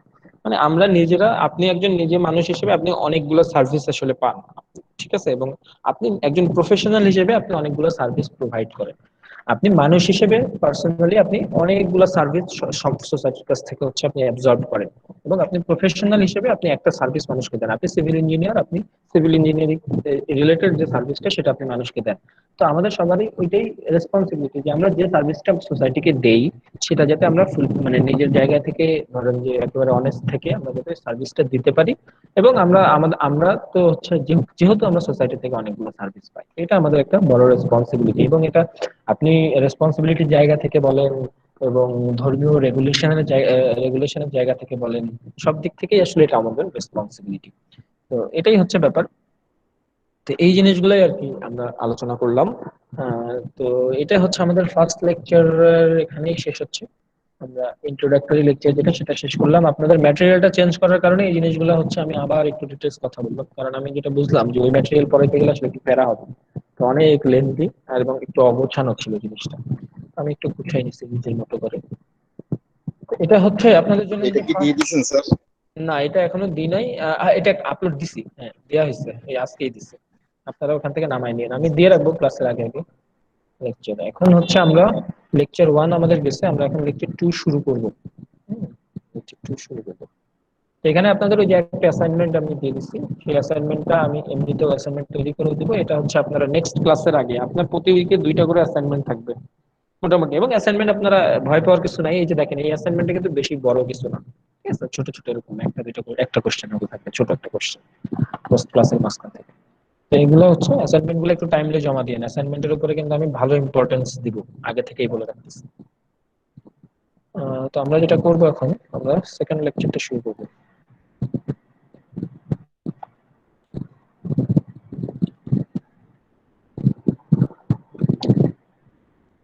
দেখেন, দেখা যায়? জি স্যার। জি স্যার। সেকেন্ড লেকচার যেটা আমরা যেটা নিয়ে কথা বলতেছি, সেকেন্ড লেকচার হচ্ছে এই যে আমরা এতক্ষণ হচ্ছে ইন্ট্রোডাক্টরি লেকচারে সবকিছুই পড়লাম, মোটামুটি একটা ওভারঅল ধারণা নিলাম যে ওয়াটার সাপ্লাই সিস্টেমটা আসলে কি, কিভাবে কাজ করে, এই জিনিস পরিচিত হয়ে গেছে আমরা জিনিসগুলোর সাথে। এখন আমাদেরকে যখন আপনি একজন ওয়াটার সাপ্লাই ইঞ্জিনিয়ার হিসেবে কাজ করবেন, একটা সিস্টেম যখন ডেভেলপ করতে যাবেন, তখন আপনার ফার্স্ট যে ইনফরমেশনটা দরকার হবে, প্রথম যে ইনফরমেশন, সেটা হচ্ছে ওয়াটার রিকোয়ারমেন্টস। আপনার আসলে কতটুকু পানি লাগবে সেটা আসলে আপনাকে প্রথম জানতে হবে, ওয়াটার রিকোয়ারমেন্টস। আমরা এই লেকচারে আসলে এই জিনিস ওয়াটার রিকোয়ারমেন্টস নিয়েই পড়াশোনা করব। দেখেন এখানে প্রথমে হচ্ছে যেটা বলা হচ্ছে সেটা ওয়াটার রিকোয়ারমেন্ট, মানে পানি ব্যবহারের কয়েকটা সেক্টর বলে দিচ্ছে যে কি কি জায়গায় আসলে আমাদের পানি ব্যবহার হয়। প্রথম যে জিনিসটা বলা হচ্ছে সেটা হচ্ছে ডোমেস্টিক ইউজ। ডোমেস্টিক ইউজ এখানে এক্সাম্পল গুলো দেখতেই বুঝতে পারবেন। ড্রিঙ্কিং পারপোজে আমরা পানি ব্যবহার করি, কুকিং, বাথিং, গার্ডেনিং এক্সেট্রা, মানে গৃহস্থালিতে আমরা ঘর বাড়িতে যে কাজগুলো করি সেই সব যে কাজকে আমরা একসাথে করতেছি ডোমেস্টিক ইউজ। এরপরে কমার্শিয়াল কিছু ইউজের কথা বলা হচ্ছে। কমার্শিয়াল ইউজ থেকে দেখেন hotels, office building, shopping centre, service centre, airport, railway station etcetera. Industrial use আছে আমাদের পানির। পাবলিক সার্ভিসে আমাদের পানি ব্যবহার করা হয়, যেমন ফায়ার ফাইটিং, পাবলিক বিল্ডিং, এরকম পাবলিক সার্ভিস গুলোতে আমাদের পানি কাজে লাগে। ফায়ার ফাইটিং এর ক্ষেত্রে বিশেষ করে ফায়ার ফাইটিং খুবই ইম্পর্টেন্ট একটা সেক্টর, ওয়াটার সাপ্লাই সিস্টেমে খুবই ইম্পর্টেন্ট একটা ইউনিট, খুবই ইম্পর্টেন্ট একটা জায়গা। এরপরে হচ্ছে আনঅ্যাকাউন্টেড সিস্টেম লসেস এন্ড লিকেজেস। এই যে আমাদের যারা হচ্ছে আপনারা ওয়াটার সাপ্লাই সিস্টেম বা এইসব জায়গার সাথে একটু পরিচিত বা কাজ কাজ করেন, তারা জানেন যে আমাদের পানি এখানে হচ্ছে প্রতিদিনই এখানে বিশাল পরিমাণে একটা লস হয়।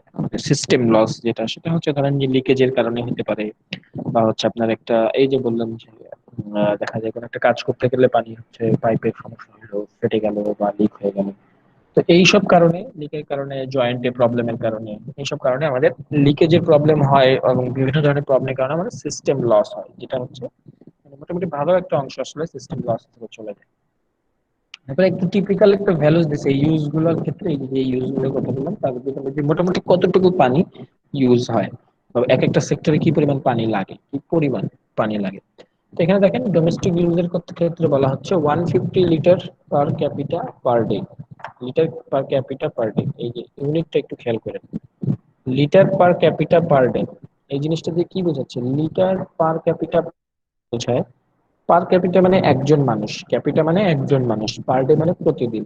লিটার তো সহজ কথা বোঝা যাচ্ছে যে একজন মানুষের জন্য, একজন মানুষ ডোমেস্টিক ইউজের জন্য প্রতিদিন একজন মানুষ 150 লিটার পানি ইউজ করে, ঠিক আছে? লিটার পার ক্যাপিটা মানে প্রতিজন প্রতিদিন 150 লিটার প্রতিজন প্রতিদিন, এরকম ব্যাপারটা।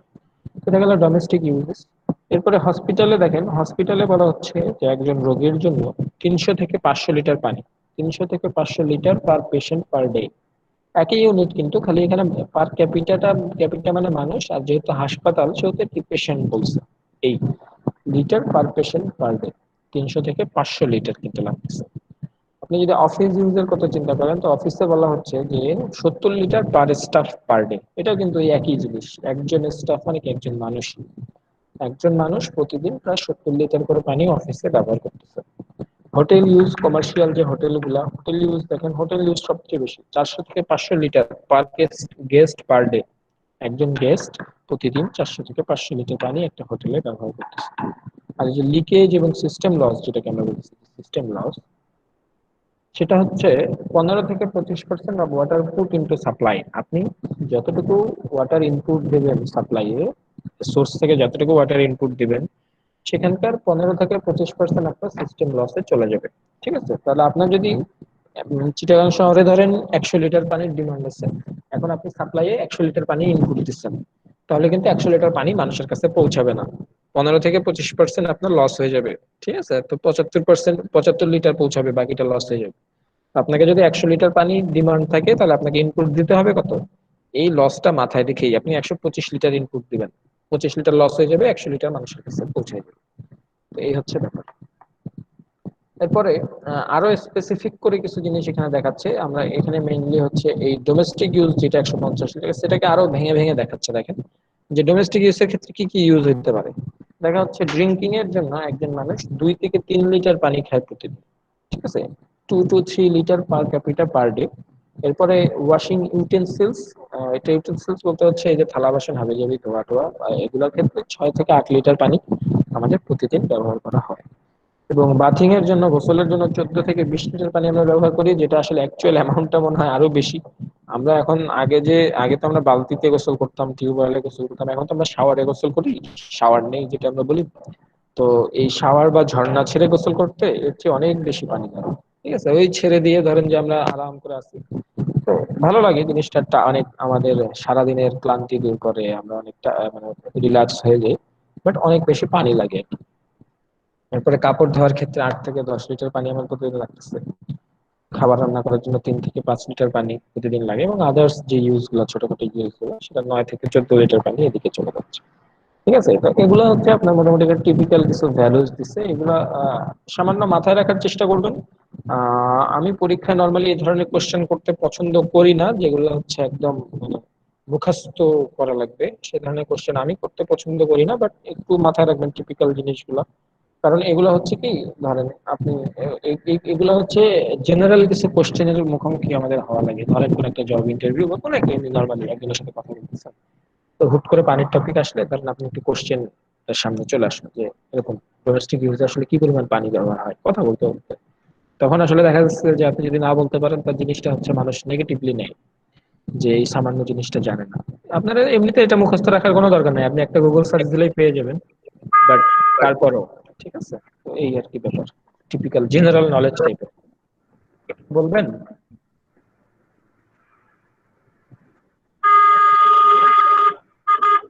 শকত ভাই কিছু বলতে চান?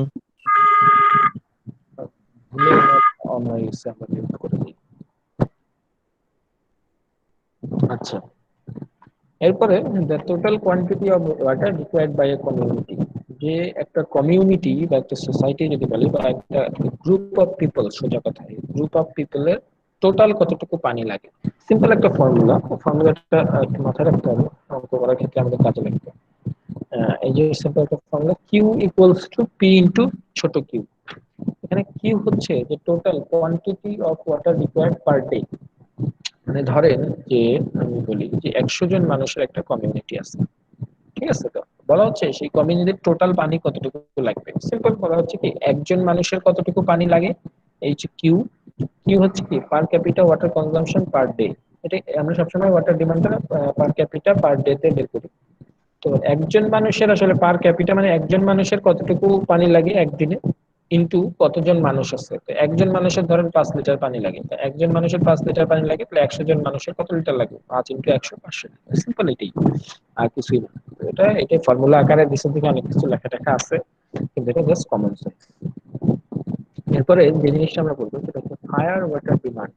এটা হচ্ছে one of the most important topic যেটা এখানে আছে।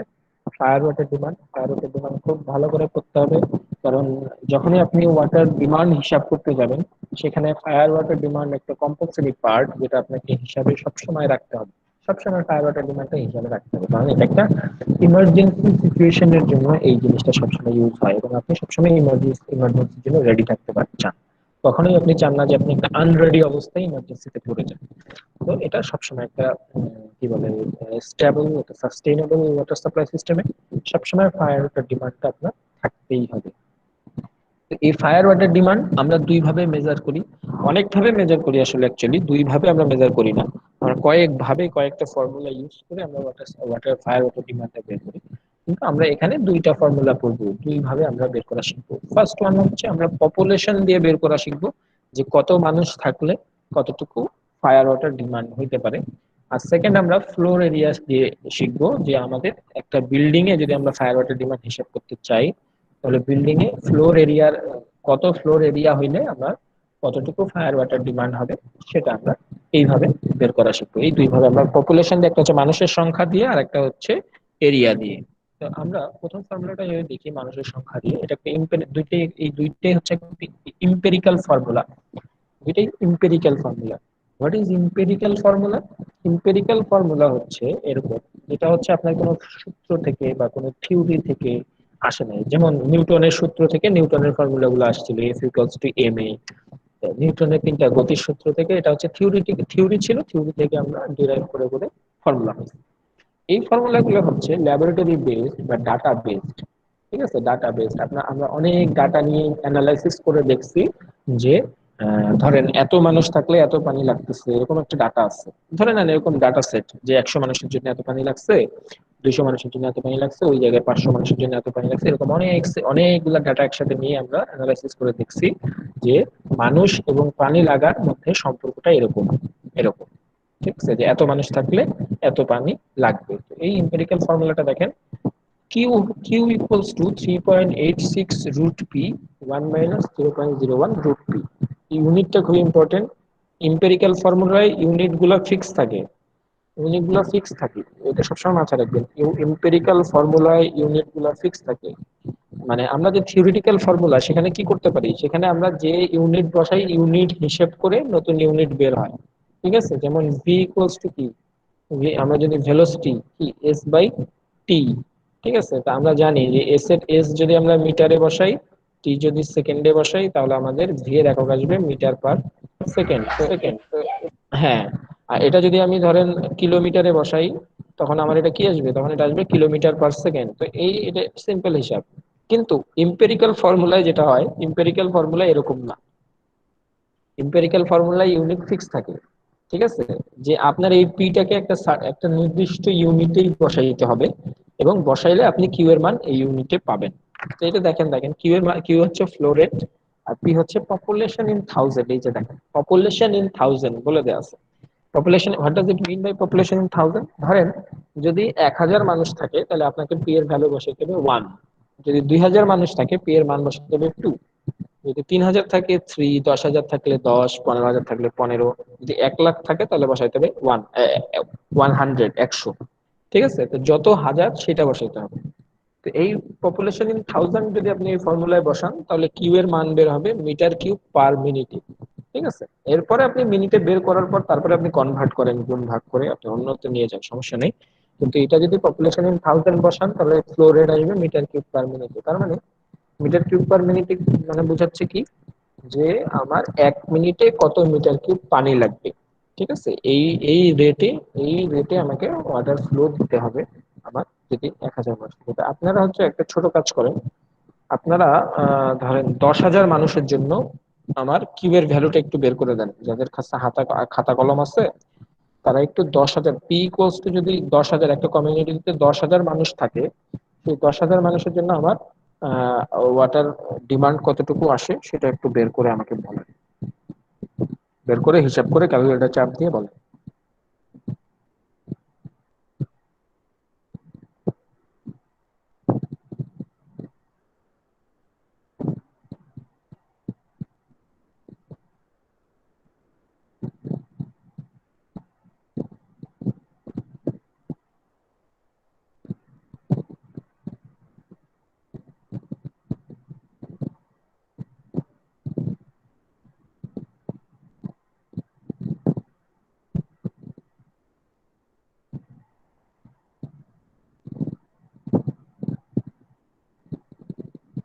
স্যার এটা কি 11.82? স্যার জিরো আসতেছে ভাই। আমি জানি না তো, কারণ আমার কাছে ক্যালকুলেটর নাই। স্যার জিরো আসতেছে আমার থেকে। জিরো তো স্যার আসবে না। এটা 11 11 11 তাহলে 11.82। জি 11 স্যার, পয়েন্ট। আমারও সেম আসছে 11.82।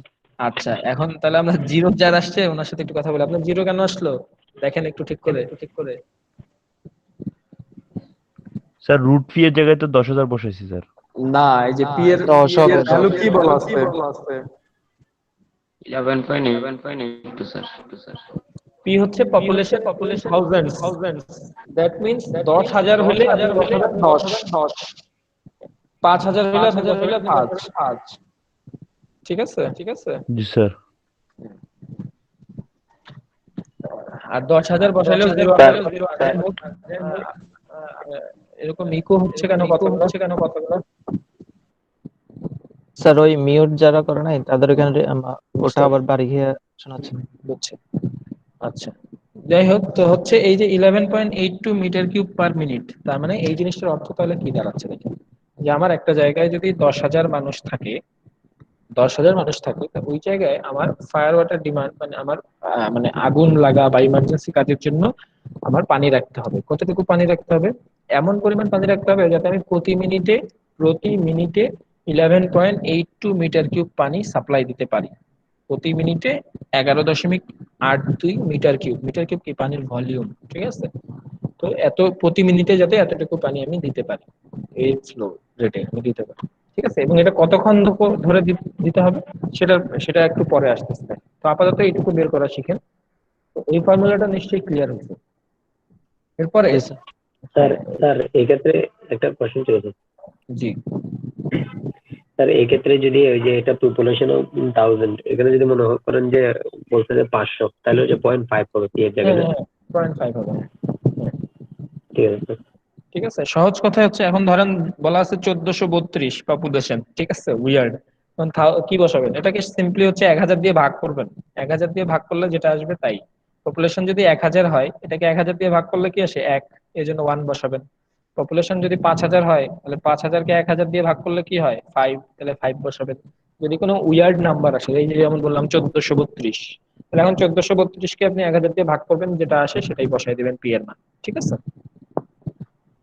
জি স্যার। আচ্ছা, এরপরে এটা একটা ফর্মুলা আমরা শিখলাম। এরপরে দ্য সেকেন্ড ওয়ান ইজ, এটা আমরা পপুলেশন দিয়ে বের করা শিখলাম। এরপরে আমরা যেটা শিখবো ফ্লোর এরিয়া দিয়ে। এটা দেখেন, এই ফর্মুলাটা কে কে ইউজ করে এখানে বলা আছে। মজার একটা জিনিস আপনাকে দেখাই। Insurance service office, insurance service office. ঠিক আছে, তো ইন্স্যুরেন্স সার্ভিস অফিস কেন আসলে ফায়ার ওয়াটার ডিমান্ড হিসাব করে? তো ব্যাপারটা হচ্ছে যে আপনি যখন একটা বিল্ডিং করেন বা যেটাই করেন, আমাদের দেশে এই কালচারটা যদিও এখন কম, আহ, কিন্তু বাইরের দেশে তো এগুলো আসলে মানুষজন সবকিছুর জন্য ইন্স্যুরেন্স করে রাখে, যে কোনো একটা অ্যাক্সিডেন্ট হলে বা হারাই গেলে যাতে ক্ষতিপূরণ পাওয়া যায়। ইন্স্যুরেন্স তো এটাই, আমাদের লাইফ ইন্স্যুরেন্স তো এটাই, যে আমাদের জীবন জীবন যখন চলে যাবে, তো এই জীবন চলে যাওয়ার ক্ষতিপূরণ হিসেবে আপনাকে ইন্স্যুরেন্স কোম্পানি কিছু টাকা দিবে আপনার ফ্যামিলির মেম্বার। এটাই ইন্স্যুরেন্স আসলে, ক্ষতিপূরণ।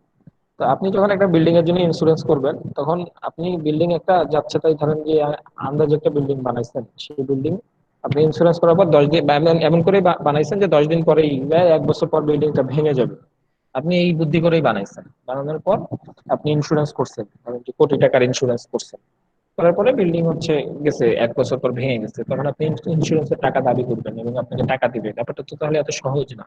তাহলে সবাই এই ব্যবসায় করতো। ইন্স্যুরেন্স করতে গেলে আপনাকে কিছু রিকোয়ারমেন্ট ফুলফিল করতে হবে। ঠিক আছে, তখন আপনার রিকোয়ারমেন্ট ফুলফিল করে যখন আপনি একটা জিনিস করবেন, তখন ইন্স্যুরেন্স কোম্পানি আপনাকে ক্ষতি হইলে বা অ্যাক্সিডেন্ট হইলে ক্ষতিপূরণ করবে। তো আপনি যখন বিল্ডিং এর উপর ইন্স্যুরেন্স করতে যাবেন, তখন ইন্স্যুরেন্স কোম্পানি কিন্তু এই যে ফায়ার কিন্তু একটা ভালো মানে একটা অ্যাক্সিডেন্ট, হ্যাঁ, তো আপনাকে বলে দিবে যে আপনার কিন্তু ফায়ার ওয়াটার ডিমান্ড এরকম, আপনাকে কিন্তু এই পরিমাণ পানি ফায়ার ওয়াটারের জন্য রিজার্ভ করে সবসময় রাখতে হবে। এই কারণে এই ইন্স্যুরেন্স সার্ভিস কোম্পানি এই ধরনের একটা ফর্মুলা, ফ্লোর এরিয়া হিসাব করে এরকম একটা ওয়াটার ডিমান্ড রিকোয়ারমেন্ট দিয়ে দেয়। তো এখান থেকে আসছে ফর্মুলাটা। তো যাই হোক, এফ ইকুয়ালস টু, এখানে ফর্মুলা দেখাচ্ছে F equals to 320 into C into A to the power 0.5, মানে কি রুট এ। ঠিক আছে, রুট এ। তাহলে এখানে জিনিসগুলো কি? এফ হচ্ছে ওই যে এখানে কিউ যা ছিল এখানে এফ তাই। এটা কিন্তু ইম্পেরিক্যাল ফর্মুলা। ঠিক আছে, এটা ইম্পেরিক্যাল ফর্মুলা। তাহলে এখানে হচ্ছে এফ, তবে এখানে দেখেন এফ এর ইউনিটটা আলাদা। আচ্ছা, এ হচ্ছে floor area in metre square, floor area in metre square, মাথায় রাখবেন। এ বসাইতে হবে কিসে, মিটার স্কোয়ারে। যদি মিটার স্কোয়ারে না থাকে, যদি আপনার সেন্টিমিটার স্কোয়ার দেয় বা স্কোয়ার ফিটে থাকে এরিয়া, সেটাকে মিটার স্কোয়ারে আগে কনভার্ট করতে হবে, তারপরে এ এর মান মিটার স্কোয়ারেই বসাইতে হবে। এইখানে এম্পিরিক্যাল ফর্মুলায় এটাই সমস্যা, একদম ফিক্স ইউনিটেই বসাইতে হবে। তো এ বসাবেন আপনি মিটার স্কোয়ারে। আর এখানে আরেকটা টার্ম আছে, সেটা হচ্ছে সি। সি হচ্ছে coefficient related to the types of construction. Coefficient related to the types of construction, এখানে টাইপস অফ কনস্ট্রাকশনের কথা বলা হচ্ছে, যে যে বিল্ডিং এর জন্য আপনি ফায়ার ওয়াটার ডিমান্ড বের করতে চান, সেই বিল্ডিংটা কি টাইপের। সেই বিল্ডিংটা যদি আপনার দেখা যায় উডেন ফ্রেম হয়। ধ্রুবক না স্যার? হ্যাঁ হ্যাঁ, কোএফিসিয়েন্ট মানে ধ্রুবক।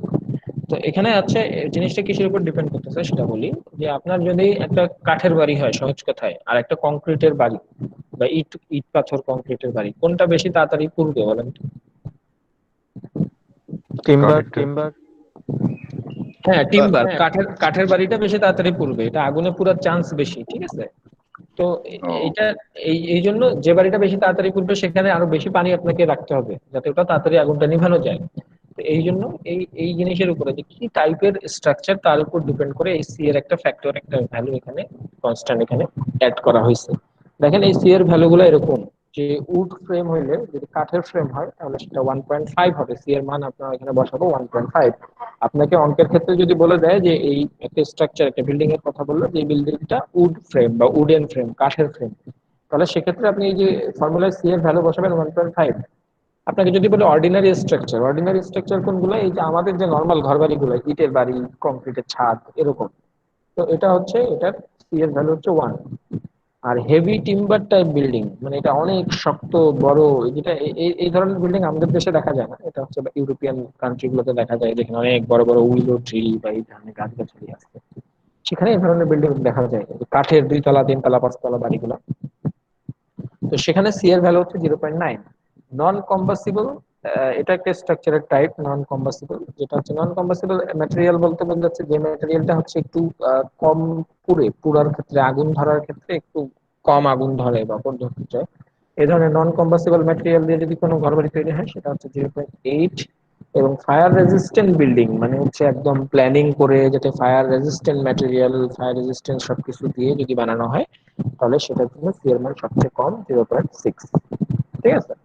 এখন এই হচ্ছে এই ফর্মুলাটা, এখানে ওয়াটার ফায়ার ওয়াটার ডিমান্ড বের করা হয়েছে, কিন্তু এখানে এই ভ্যালু, এটা যদি মিটার স্কোয়ারে বসান, তাহলে এফ এর মানটা কিসে আসে দেখেন, মিটার কিউব পার ডে। এটা কিন্তু মিটার কিউব পার মিনিটে আসছিল, এটা কিন্তু আসছে মিটার কিউব পার ডে তে। এই জিনিসটা একটু খেয়াল রাখবেন, ঠিক আছে, এই জিনিসটা একটু মাথায় রাখবেন। তো এখন আপনাদেরকে এই অঙ্কটারও একটা এক্সাম্পল দিয়ে আপনারা একটু করেন, যে আমার একটা, ধরেন যে কি বলে, অর্ডিনারি কংক্রিট স্ট্রাকচার, আমাদের নর্মাল একটা বাড়ি, যেটা ধরেন যে আপনার 300 স্কোয়ার মিটার আমার floor area, 300 square metre, 300 metre square, আমার কয়েকটা ফ্লোর মিলে আমার 300 মিটার স্কোয়ারের একটা বাড়ি। সেখানে ফায়ার ওয়াটার ডিমান্ড কত আসে একটু হিসাব করে দেখেন। Ordinary structure, wooden frame, wooden frame না, অর্ডিনারি স্ট্রাকচার, মানে আপনার কংক্রিট, ইট, ব্রিক এন্ড কংক্রিট স্ট্রাকচার, এটা একটু বের করেন। এরিয়া হচ্ছে 300 মিটার স্কোয়ার। স্যার এটা 5.54 আসে। 5.54, সবার কি তাই আসছে?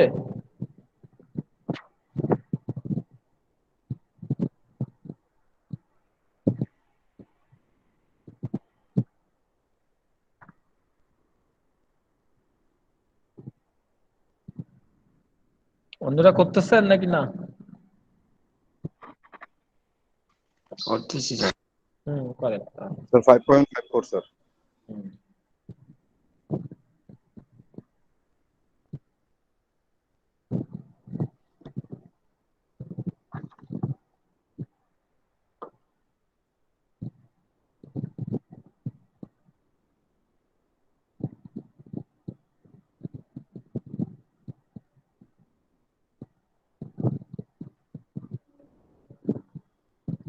আচ্ছা, তো যাই হোক, আমরা ধরে নিলাম 5.54 আসতেছে, আপনারা করতে থাকেন, করে মিলাই ফেলেন, অঙ্কটা একবার হাতে করা হলো। তো এখন এই 5.54 ইউনিট কি আসবে এটার বলেন তো? Metre cube per day. Day.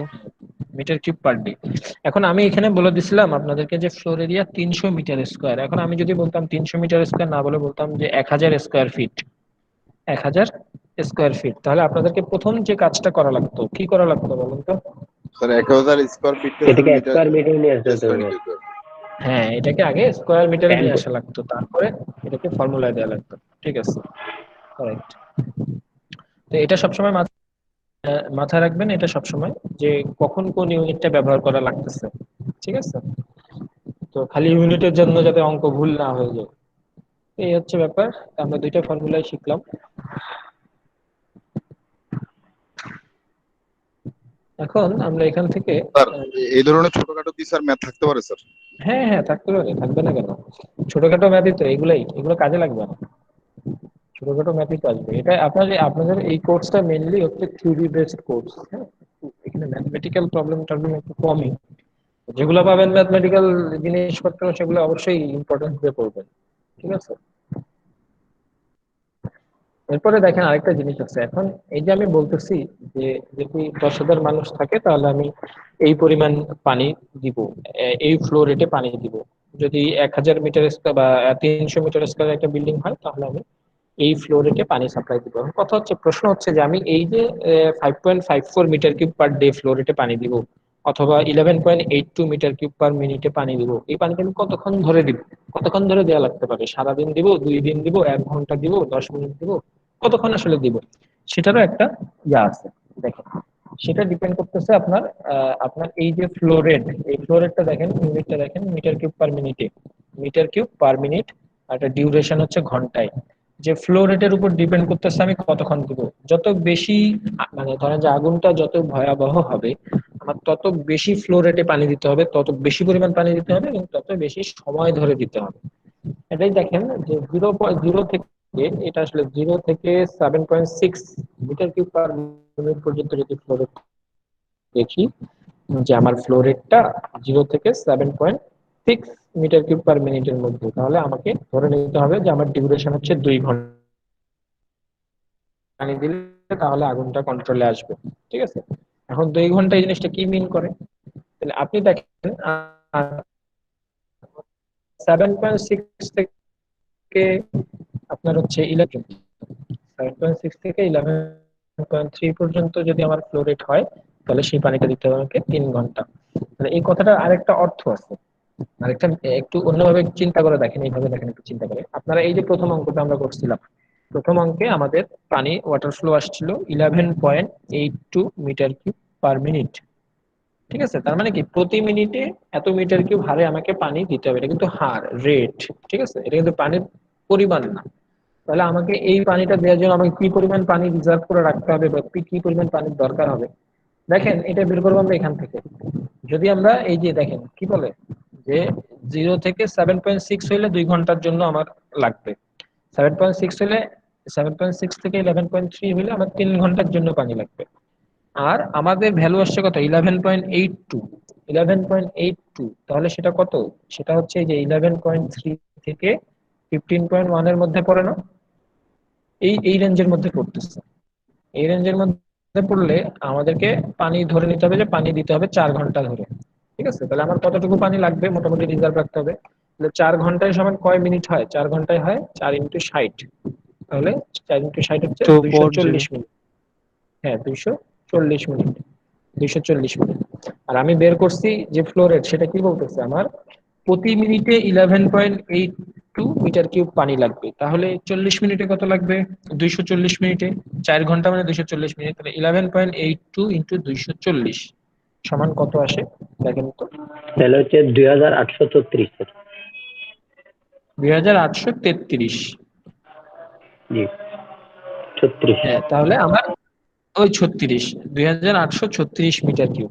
তাহলে দেখেন, আপনাকে যদি 10,000 মানুষের একটা কমিউনিটি হয়, কোনো 10,000 মানুষ থাকে, তাহলে আপনাকে আসলে মানে ফায়ার ওয়াটার হিসেবে, আপনাকে ফায়ার ওয়াটার ডিমান্ড হিসেবে আপনাকে 2836 মিটার কিউব পানি জমা করে রাখতে হবে, যেটা আপনাকে 4 ঘন্টা ধরে সাপোর্ট দিবে।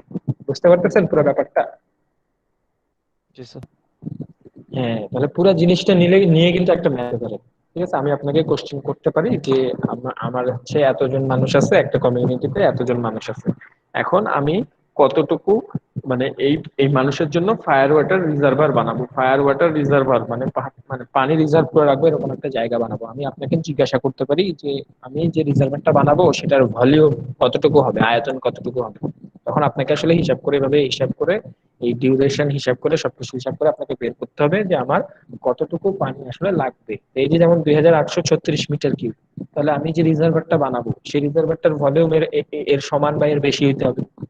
ঠিক আছে, তো এইভাবে ঘুরাইও কিন্তু আমি প্রশ্ন করতে পারি, একটু চিন্তা করে অ্যান্সার করতে হবে। এই হচ্ছে ব্যাপার। আমার মনে হয় যে আমরা আজকে এই পর্যন্তই করবো, কারণ এরপরে জি করতে স্যার, গেলে বুঝতে আবার পারতেছি। অ্যাসাইনমেন্ট চলে আসবে। আর এরপরে হচ্ছে অনেক ম্যাথমেটিক্স, এরপরে হচ্ছে কিছু ম্যাথ আছে, তো কিছু ফর্মুলা আছে, আমি চাচ্ছি এগুলো নেক্সট দিন একদম ফ্রেশ মাথায় পড়তে। Okay sir. হ্যাঁ ঠিক আছে, আপনাদেরকে হচ্ছে আমি এই লেকচারটা আপলোড দিয়ে দিব, প্লাস হচ্ছে আপনার হচ্ছে আপনি সিআর এর মেইল অ্যাড্রেসটা আমার কাছে মনে হয় আছেই, মানে হচ্ছে ওই যে লেকচার জি যেটা স্যার। ভিডিও লেকচার সেটা আমি মেইল করে দিব, সমস্যা নাই। আর হচ্ছে স্যার অ্যাসাইনমেন্টে ক্রিয়েট, ভিডিওটা, স্যার ভিডিওটা তো আপনি গুগল ক্লাসরুমও দিয়ে দিতে পারেন। হ্যাঁ গুগল ক্লাসরুমে আমি দিয়ে দিতে পারবো, সমস্যা নেই। নর্মাল তো স্যাররা ওখানে দিয়ে দেয়। আচ্ছা ঠিক আছে, আমি এখানেই দিয়ে দিব। আর প্লাস জি স্যার। হচ্ছে অ্যাসাইনমেন্ট যেটা, অ্যাসাইনমেন্ট। অ্যাসাইনমেন্টটা হচ্ছে অবশ্যই যেটা আমি করে দিব, এবং ওটা অবশ্যই কিন্তু সবাই সাবমিট করবেন। আর আমি কিন্তু অ্যাসাইনমেন্ট এরকম করব না যে ওই ডেট পার হয়ে গেলে অ্যাসাইনমেন্ট অ্যাকসেপ্ট করবো, আমি কিন্তু ডেট পার হয়ে গেলে অ্যাসাইনমেন্ট অ্যাকসেপ্ট করবো না। কারণ আমি প্রতি উইকে অ্যাসাইনমেন্ট দিব, প্রতি উইকেরটা প্রতি উইকেই আমি নিব। ঠিক আছে, তো না হলে কিন্তু আমি ওটা আপনি মার্ক পাবেন না, যে সাবমিট করতে পারবেন না উইকের মধ্যে সে মার্ক পাবেন না। আর এটা 5 মিনিটের একটা কাজ, এটা না করতে পারা, সাবমিট না করতে পারা কোনো এক্সকিউজই থাকতে পারে না আসলে। ঠিক আছে, জি assignment বুঝছি। যাই হোক, ঠিক আছে, আমাদের পড়াশোনা আজকে শেষ মনে হয় এ পর্যন্তই। আপনাদের কারো যদি কোনো কোশ্চেন থাকে, কোনো সাজেশন থাকে, কোনো কমেন্ট থাকে, তাহলে আমাকে বলতে পারেন। আর হচ্ছে আপনাদের অ্যাটেন্ডেন্স গুলো চ্যাট লিস্টে দিয়ে দিছেন আমি হোপ। জি স্যার স্যার, দিয়ে দিছি। অ্যাসাইনমেন্টের ইয়েটা তো স্যার আপনি আলাদাভাবে তো ইয়ে দিবেন না স্যার? হ্যাঁ আলাদাভাবে বুঝি নাই। হ্যাঁ হ্যাঁ করে দেবো, তৈরি করে দেবো, হ্যাঁ অ্যাসাইনমেন্ট তৈরি করবো। জি স্যার। ঠিক আছে, আমি একটু রোল কল করবো আপনাদের, আপনারা তো অ্যাটেন্ডেন্স দিয়ে চলে যান, আমি কি একটু রোল কল করবো যে অ্যাটেন্ডেন্স দিয়ে আসেন না গেছেন। মোহাম্মদ ইশতিয়াক হোসেন, ইশতিয়াক হোসেন, আচ্ছা। মোহাম্মদ আলম, মোহাম্মদ আলম,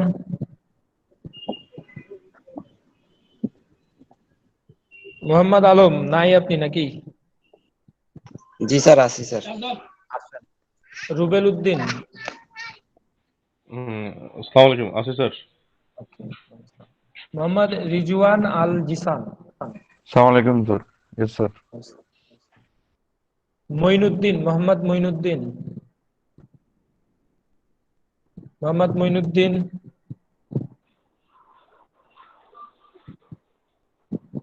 মোহাম্মদ মঈনুদ্দিন আছেন? মোহাম্মদ মঈনুদ্দিন নাই, 1931 দিয়ে চলে গেছে। মোহাম্মদ সোহেল, স্যার মোহাম্মদ শোল এখনই ল্যাব দিল। আচ্ছা, মোহাম্মদ সোহেল, আচ্ছা ঠিক আছে, সোহেল তাহলে আমি ধরে নিলাম আছে। প্রিন্স দে রনি, 1911, প্রিন্স দে রনি, উনি মাঝখানেও খুঁজে পাই নাই ওনাকে, উনি 11টা 11 মিনিটে অ্যাটেন্ডেন্স দিচ্ছে। এরপরে হচ্ছে ওনাকে আর খুঁজে পাওয়া যাচ্ছে না, প্রিন্স দে রনি। উনি কি নাই সিআর বা ওনার কেউ জানেন আপনি উনি কই গেছে? স্যার ওটা তো এক্স্যাক্টলি বলতে পারতেছি না, কারণ উনি দেখতেছি লেফট না নি স্যার, কোথায়। উনি আর কি ক্লাসে নাই, উনি ভিডিও রেখে কোথাও চলে গেছে। স্যার এখানে আছে, জয়েন আছে, বাট হ্যাঁ উনি শুনতেছি নাই না। আর কি, হ্যাঁ ফিজিক্যালি উনি উনি সাথে। জয়েন আছে দেখা যাচ্ছে, কিন্তু হয়তো বাইরে কোথাও গেছে। হ্যাঁ, যাই হোক আমি আপাতত ওনার আইডিটা লিখে রাখলাম। মোহাম্মদ প্রিন্স দে, সোহাগ জামান, আখতারুজ্জামান সোহাগ, আপনি খালি নাম লিখছেন কোনো আইডি লেখেন নাই, আমি কেমনে কি বুঝবো? সোহাগ জামান নাম লিখে রাখছেন। স্যার আইডিটা লিখছিলাম স্যার। হ্যাঁ, কই গেছে সে আইডিটা? আইডিটা আরেকবার আপনি লিখে নাম এবং আইডি লিখে লিখে দেন, কারণ আইডি ছাড়া তো আমি অ্যাটেন্ডেন্স ওই তুলতে পারবো না। দিচ্ছি sir, okay sir. Mohammad Abdul Latif, sir Mohammad আছি। ওকে। ইঞ্জিনিয়ার মোহাম্মদ নূর হোসেন সিফাত, স্যার। আব্দুস সালাম, আব্দুস সালাম আছেন? আব্দুস সালাম, আব্দুস সালাম এটাতে খুঁজে পাওয়া গেল না। আচ্ছা, ফরহাদুল কাদের খান, ফরহাদুল কাদের খান, ওকে। ইফতেখার উদ্দিন আছেন? স্যার। ইসমাইল হোসেন, ইসমাইল হোসেন, ইসমাইল হোসেন আছেন? নাই, 11টা 12তে অ্যাটেন্ডেন্স দিছে, পরে আর খুঁজে পাওয়া যাচ্ছে না ওকে। কি ব্যাপার? সোহাগ জামানের মেয়ে হচ্ছে আখতারুজ্জামান যেমন সোহাগের পরে দিলেন। মাহফুজ আলম, হ্যাঁ, সোহাগ জামান বুঝতে পারছি, বুঝতে পারছি। মাহফুজ আলম, মাহফুজ আলম, মাহফুজ আলম, আইডি 23, মাহফুজ আলম, মাহফুজ আলম খুঁজে পাওয়া গেল না। মোহাম্মদ হোসেন, জি sir, yes sir. Rujina Akter. Mohammad Hossain আপনাকে হচ্ছে মাঝখানে আমি খুঁজছিলাম, পাই নাই। স্যার যাই নেট হোক, প্রবলেমের কারণে ঠিক দিতে আছে, পারি না স্যার, ঠিক আছে। কিছুক্ষণ পর পর ঢুকে বের হয়। রুজিনা আক্তার আছেন আপনি? রুজিনা আক্তার, আইডি 15, আপনি কি আছেন? মনে পড়ছে না। স্যার লিখ 11 দিছেন। আছে স্যার, 011। স্যার প্রিন্স দে রনি আসছে। প্লিজ দে রনি, আপনি আসছেন? স্যার আমি আপনার কি নেট প্রবলেম ছিল নাকি? আপনাকে তো খুঁজছিলাম, আমরা অনেকবার খুঁজছি, ক্লাসের মাঝখানে মাঝখানে খুঁজছি, এই যে অ্যাটেন্ডেন্স নেওয়ার সময় খুঁজছি। আপনি কি কই ছিলেন? স্যার ছিলাম স্যার, হয়তো আপনি যখন করছেন তখন হয়তো মানে খেয়াল করিনি এটা। এখন আমি কিভাবে বুঝবো বলেন? আপনাকে কয়েকবার খোঁজা হয়েছে, আপনার ক্লাসমেটদেরকে জিজ্ঞাসা করেন কয়বার খোঁজা হয়েছে আপনাকে। অনেকবার খোঁজা হয়েছে, আপনাকে খুঁজে পাওয়া যায় নাই। ঠিক আছে, এরকম করলে তো হবে না। ঠিক আছে, এরকম করলে হবে না। আচ্ছা স্যার, ঠিক আছে, পর থেকে ঠিকভাবে হ্যাঁ, করবো। হ্যাঁ, আপনি একটু ক্লাসে থাকবেন। খালি আপনি এই যে আইডি এখানে দেখা গেলেই তো হবে না, আপনাকে তো ক্লাস করতে হবে, শুনতে হবে কথাবার্তা। ঠিক আছে, জি স্যার, অবশ্যই অবশ্যই স্যার। ঠিক আছে। ঠিক আছে রুজিনা আক্তারকে পাইলাম না। শওকত আলী, শওকত আলী আছেন? আহ, ঠিক আছে। আর আইডি হচ্ছে আপনারা দুইবার করে দিবেন না, আমি এখান থেকে ওই যে এক্সেলে তুলে নিয়ে যাই, তো দেখা যাবে দুইবার করলে তোলা হয়ে যাবে, একবারই দিবেন। ইঞ্জিনিয়ার শুভ, শুভ আইডি হচ্ছে 32। আসসালাম স্যার। ঠিক আছে। কামরুল আলম, আইডি 35। আসসালামু আলাইকুম স্যার। ওকে, ওয়ালাইকুম আসসালাম। জামিল উদ্দিন, জামিল উদ্দিন 40, 40, জামিল উদ্দিন, জামিল উদ্দিন 11টা 54 মিনিট উনি অ্যাটেন্ডেন্স দিছে, এরপরে মাঝখানে জানি না কই ছিলেন কিনা। জামিল উদ্দিন পেলাম না, জামিল উদ্দিনকে আপাতত। Awal Ahmed Likhon, ID 07। Yes sir. Zakirul Islam, Zakirul Islam, sir আসসালামু আলাইকুম। Islam. Moin Uddin, engineer Moin Uddin. Yes sir. ঠিক আছে। মোহাম্মদ নাজিম উদ্দিন। Sir Moinuddin sir 31। হ্যাঁ, আপনাকে কি কারণে রাখছি বলেন তো, কি হচ্ছে এখানে? অ্যাটেন্ডেন্স নিচ্ছি, অ্যাটেন্ডেন্স। না স্যার, আমি স্যার আসলে একটু বাইরে গেছিলাম তো, সেজন্য স্যার হ্যাঁ, মানে বুঝতে অ্যাটেন্ডেন্সটা পারছি, দিয়ে চলে গেছিলাম। বুঝতে পারছি যে আপনি অ্যাটেন্ডেন্স বুঝতে পারতেছেন না কেন রাখতেছি আপনি ভাবছেন। জি স্যার। যাই হোক, ওকে। নাজিম উদ্দিন আছেন? নাজিম উদ্দিন থাকার কথা তো মনে হয়। নাজিম উদ্দিন, স্যার লিভ ও নিয়ে নিছি। হ্যাঁ, নাজিম উদ্দিনকে আমরা খুঁজছিলাম, অনেক ওই সময় পাইছি না। আচ্ছা, যাই হোক। শওকত আলী,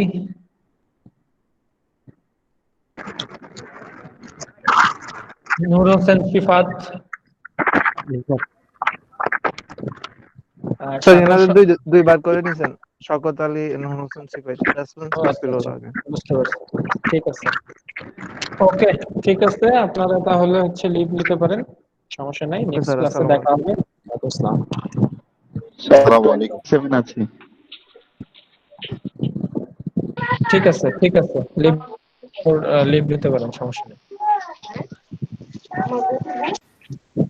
স্যার আসসালামু আলাইকুম স্যার। ওয়ালাইকুম আসসালাম, সোহাগ জামান আছেন? হ্যাঁ ঠিক আছে, জি যান। স্যার, আমি বলতে চাচ্ছিলাম যে স্যার আমি কিন্তু ওনাদের ব্যাচের না স্যার, আমি কিন্তু অষ্টম পর্বে স্যার। ও আচ্ছা, আপনি 8 সেমিস্টার? জি জি জি, আমি হচ্ছে যে কি স্যার এটা রিটেক নিছি আর কি স্যার। ও আচ্ছা, ঠিক আছে, সমস্যা নাই, আপনি স্যার করতে থাকেন আসসালামু কোর্স। আলাইকুম।